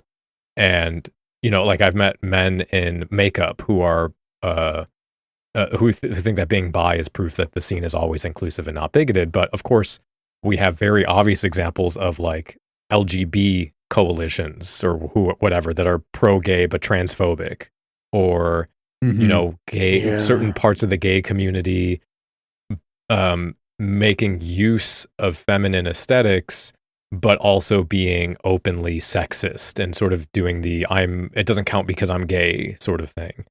You know, we had the recent episode with Spencer Sunshine, who brought up the history of people of color and white supremacist movements. So it's this myth of like, I am oppressed, or the oppressed cannot oppress. And I think goths can sometimes rely too much on the outgroup status as a way to kind of gloss over bigotry that can happen. And so that's why that sort of positive statement, or that like self-reflection, that decolonization stuff needs to be it needs to go into work that needs to go into making communities actually safe, instead of just presuming that they are, having a shared value as a community to build on, rather than just thinking, oh, it's fine already, you know. Mm-hmm. That's where I try and talk to people. Yeah. Yeah, I'd agree absolutely, and I'm very happy that my experience has, been that is largely what's going on. It's a very inclusive scene that's a space for anyone who, I mean, as long as you're wearing black, and well, not even black actually, as long as you're expressing yourself fully and like the music, and you're not hurting others around you, you can be welcomed. That felt like quite a long list of what I just said, but it isn't that long, is it? That's a pretty low bar, really. It is. It is. Yeah. And if you can't meet that, then there's something seriously wrong. Like, don't come. Yeah. And that's, you brought up the sort of conservative goths that are popping up here and there. I think that's a thing that we need to be very firm on. Obviously there's been a rise of conservatism culturally, which goth is not an island unto itself. We are part of culture. We are embedded in that. So of course, if that is more broadly happening, it's going to show up in subcultural spaces too. And I think that's something we have to be aware of and talk against. But yeah. Okay. Well, sort of on a related note, but one of the more fun questions, sort of, I guess it doesn't have to be fun, but this idea, I had fun with it, thinking about if you could change one thing about goth, what would you change? If we could change one thing about goth, I'd said earlier about catching people. I think I'd said biting, converting them. I do wish the scene was a little bit bigger. Now, that's not to say I want it mainstream, and then all the things we just talked about become even bigger problems. But I do think it is still really small, which makes it really hard for the artists to continue to do it. Because they're not selling out even really small venues, for example, and so then promoters don't want to put those sorts of nights on, and it just kind of snowballs.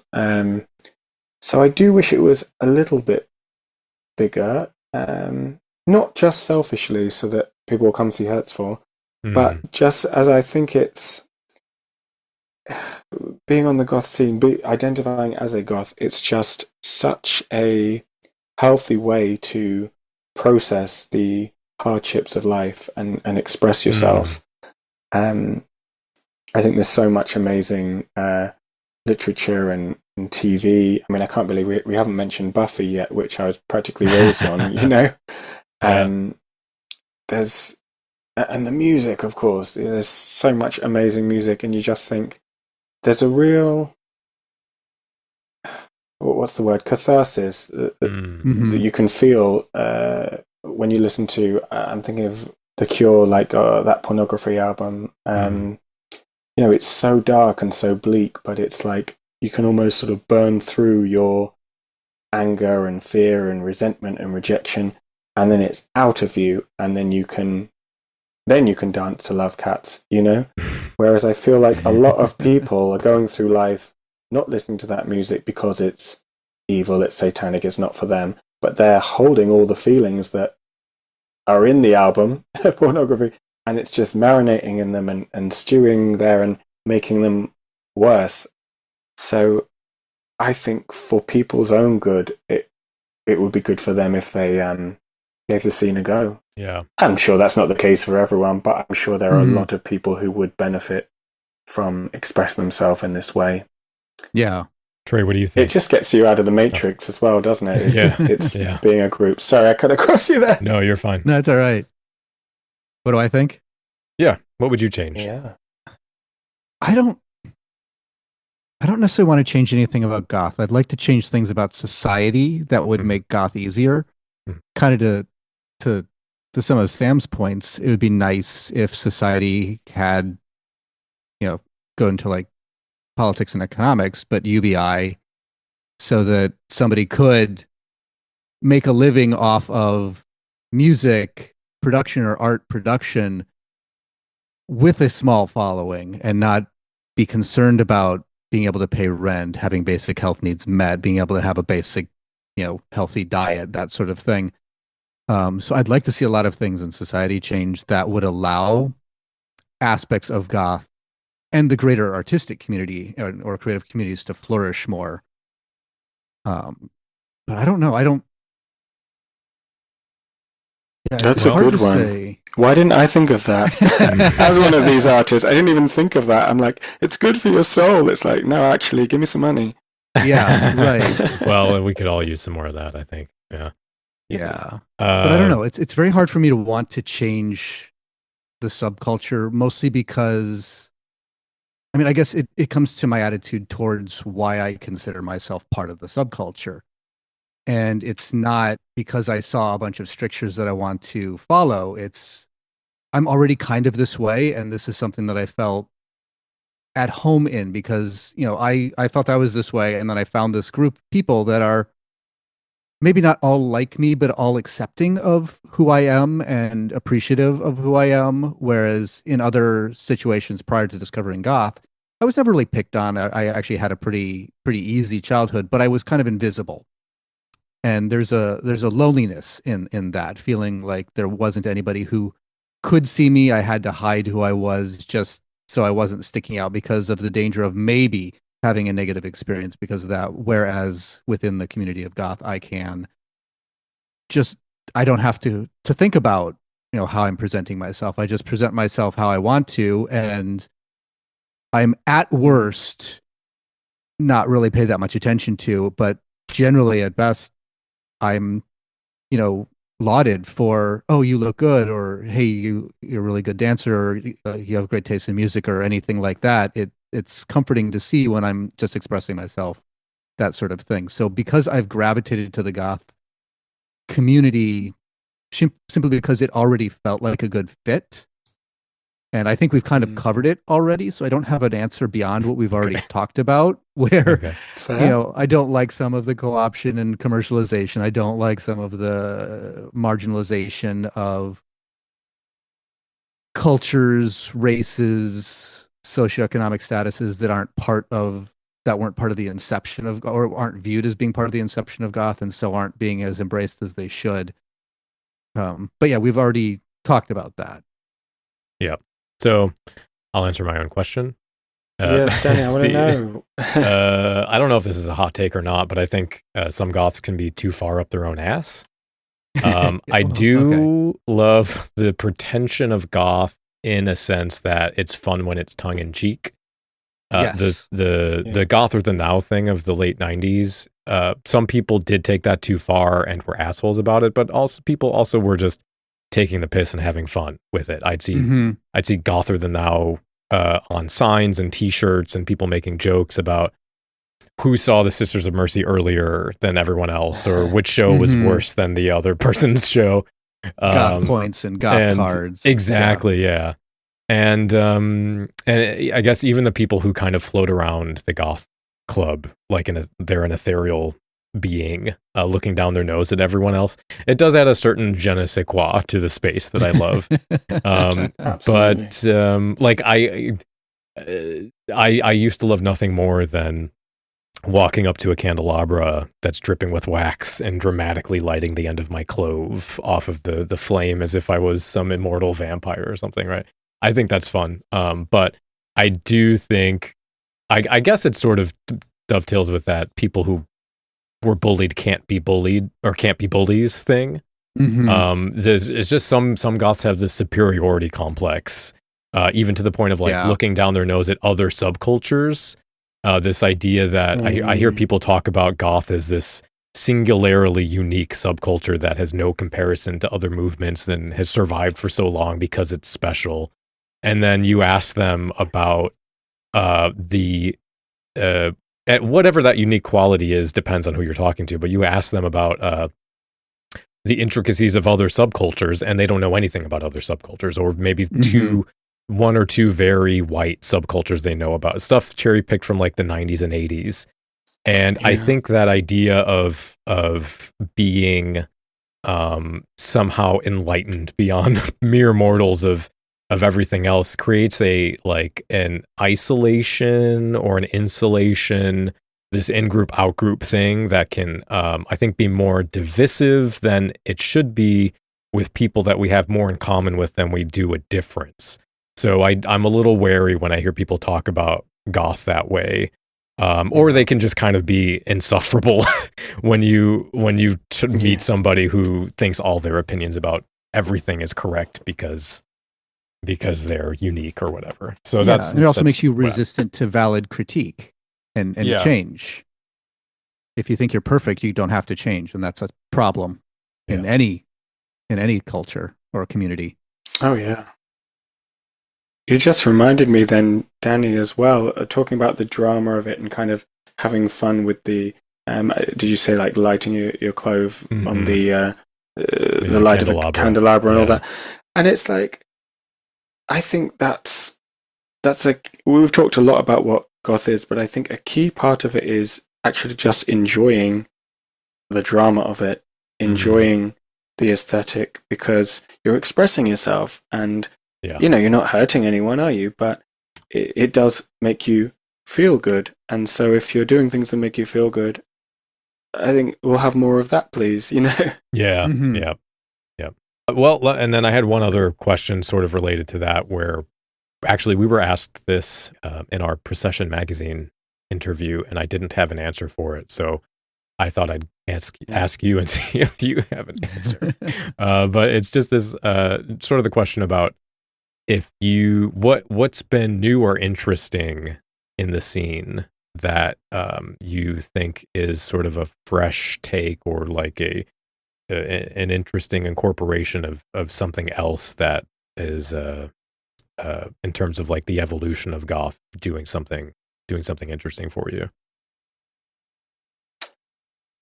The evolution of goth, new and scene. I've said before about how it's really good to see some new baby bats, some new, specifically younger people coming into goth, however they've reached it, but the fact that they are making the effort to come to the club,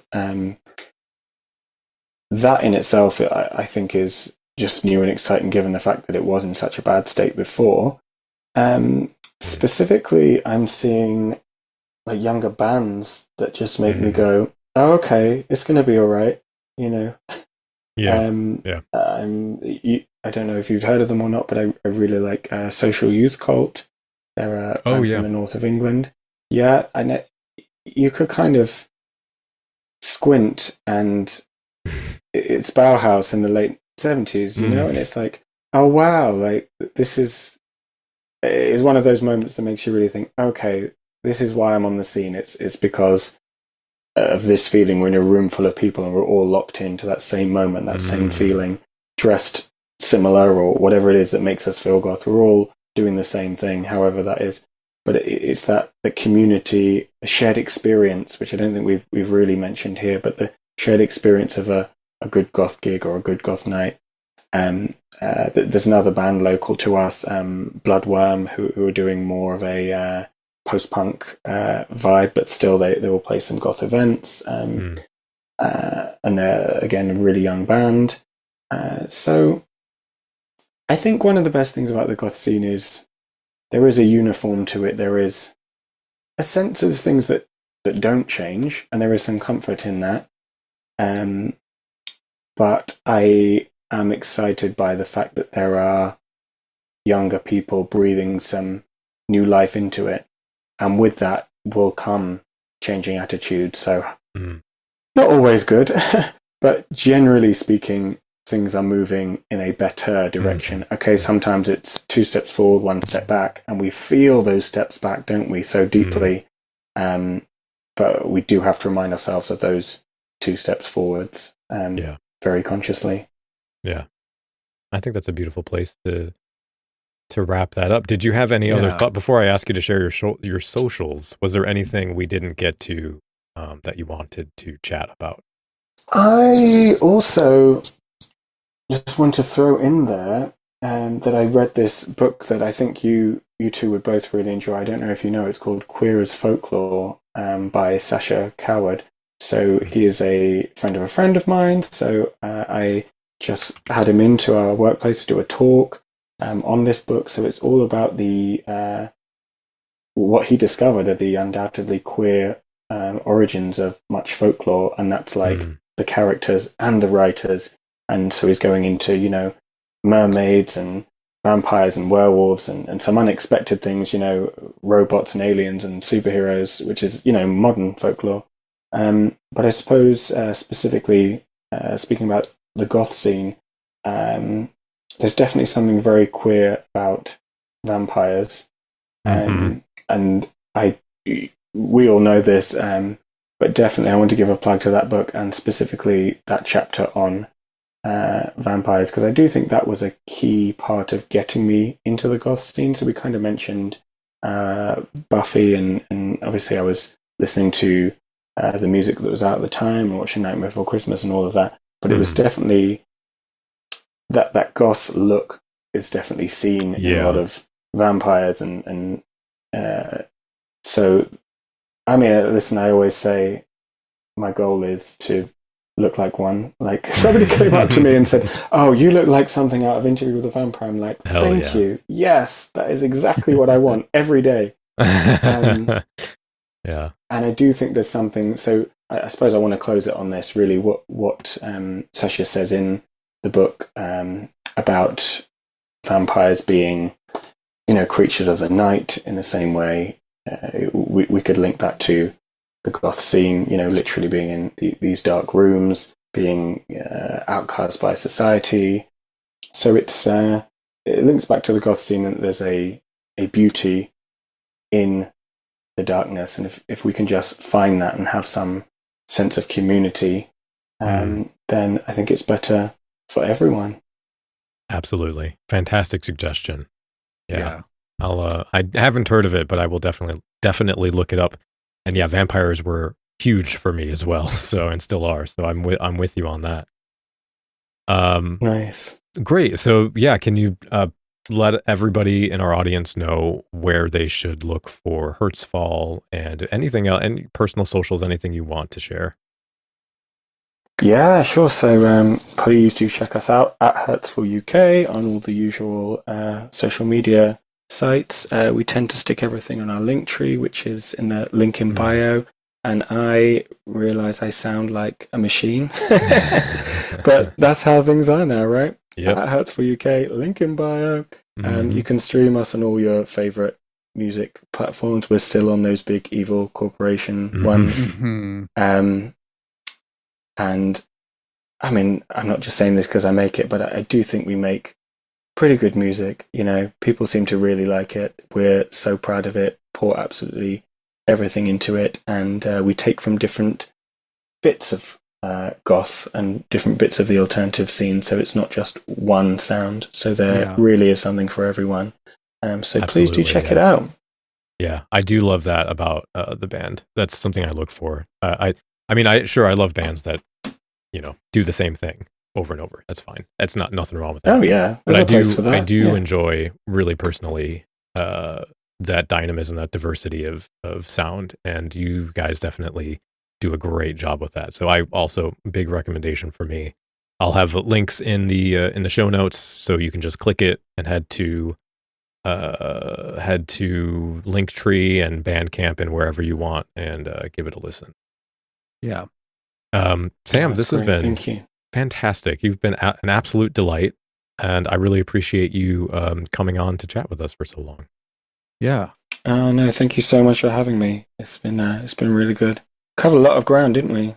Yeah. I didn't know if we could, but we somehow managed to. Yeah.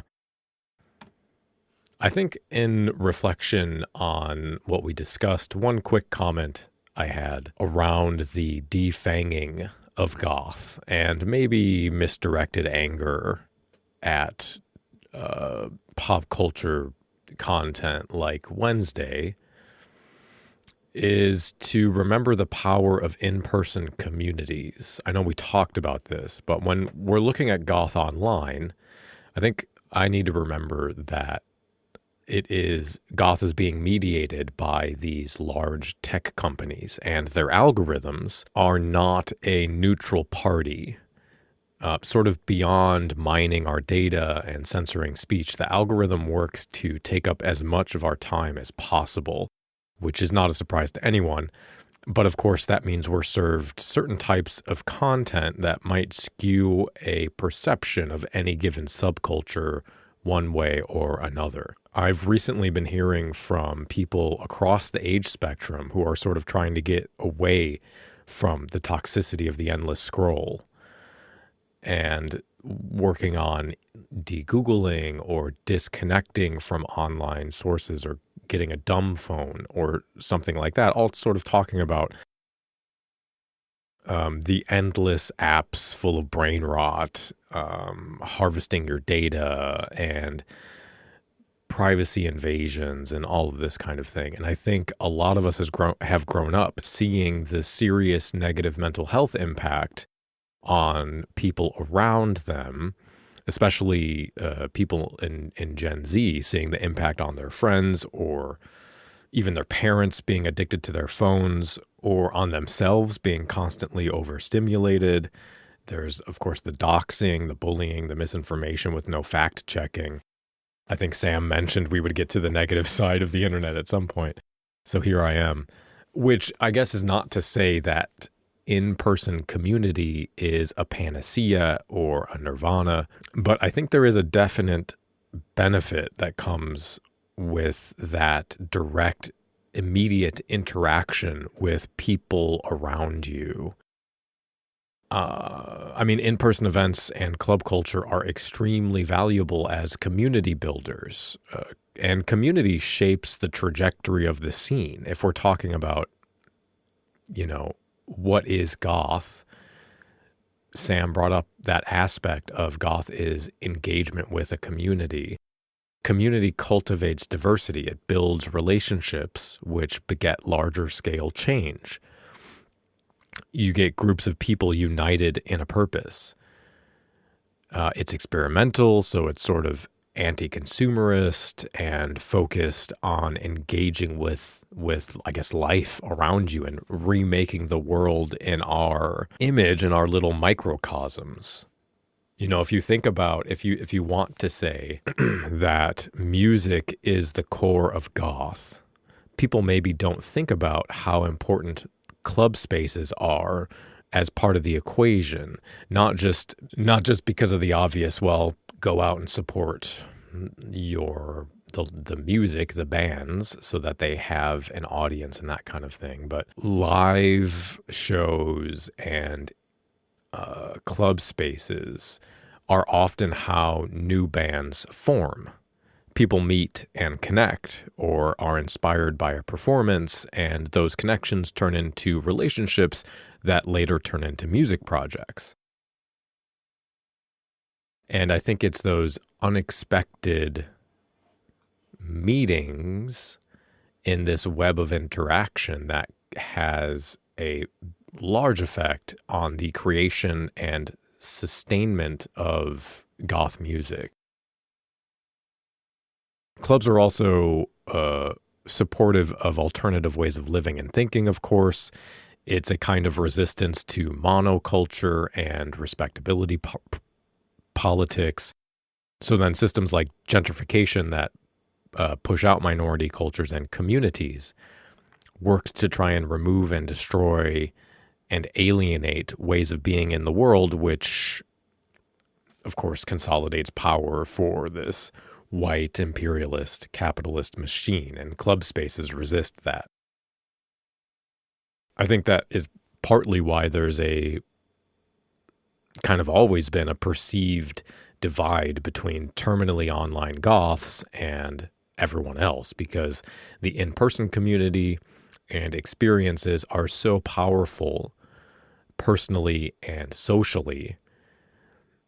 If you think about it, the entire goth movement was kind of born out of club culture, and that interaction is what pushes it forward in today's era. You think about how many bands have said they went to early 80s bands went to a David Bowie concert or a festival and ran into some other people and then formed the Sex Pistols or whoever it is, right? And so that facilitation of taking risk and breaking structures, building new ecosystems, that ever-shifting dynamic, I think is cannot be understated, its importance to Goth. So that's my sort of wrap-up thought for this episode. Now we're going to get to sinister suggestions, and I will let you know who you can expect to hear from on our next episode.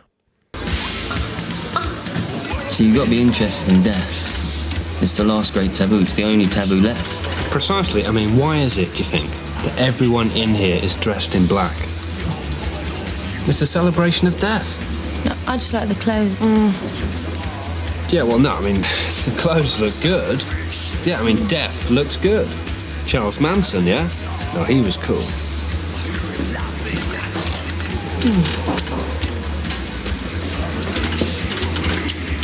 Don't know if I mentioned it before, but I'm actually a vampire. Sinister suggestions. So recently, Trey and I sat down with Procession Magazine for an interview, which should be in their next issue, not the one that's currently out, from what I understand. I think issue 11.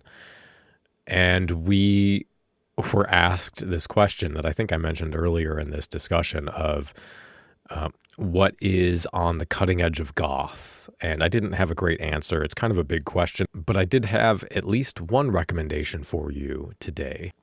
I know a lot of us are going through Halloween hangover, so what better way to combat that than by just having a bit more Halloween? A little hair of the dog, if you will.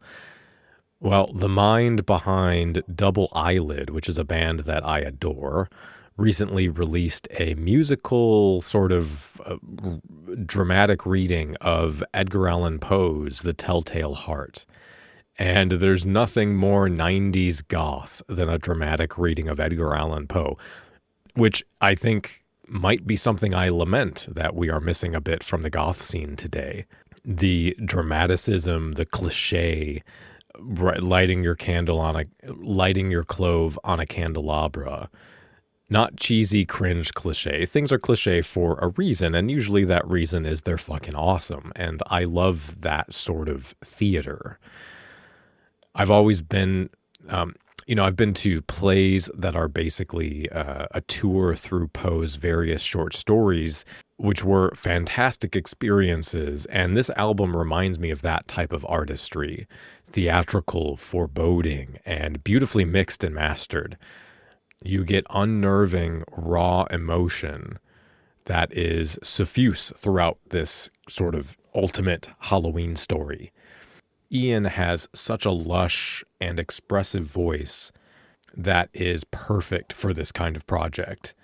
And he includes these fun musical breakdowns, which adds a fresh dynamic and depth to the poem, even if you've heard this story a million times. So I would say treat yourself to an escape from reality and check out Double Eyelid's Bandcamp page for more of that. And then just as a very quick final recommendation, if you are looking for some new music, of course, there's always new music. There's so much new music. My off the top of my head sort of recommendation to point you to something a little bit different that isn't going to sound like a Susie's clone or a Twin Tribes clone or a Sisters clone or a Joy Division clone would be the new album by Nyx Division, NYX space Division. It's a return to rock influence, which that's something I've lamented plenty of times on this show, the lack of good goth rock. And this isn't straight down the pipe goth rock by any means. It's pulling inspiration a lot more from sort of the gamut, the panoply of 80s metal. And there's a large variety of 80s metal, and you hear a lot of that influence in there. There's even some like 90s alternative rock influence, but all wrapped in this goth rock package. There's even a song with a saxophone on it, and you know I'm a sucker for sax. So that would be my final recommendation for you this evening. Our next episode will be with the two ghouls, Vesta and Heather, of the delightful podcast Open Graves, which you can find on Spotify.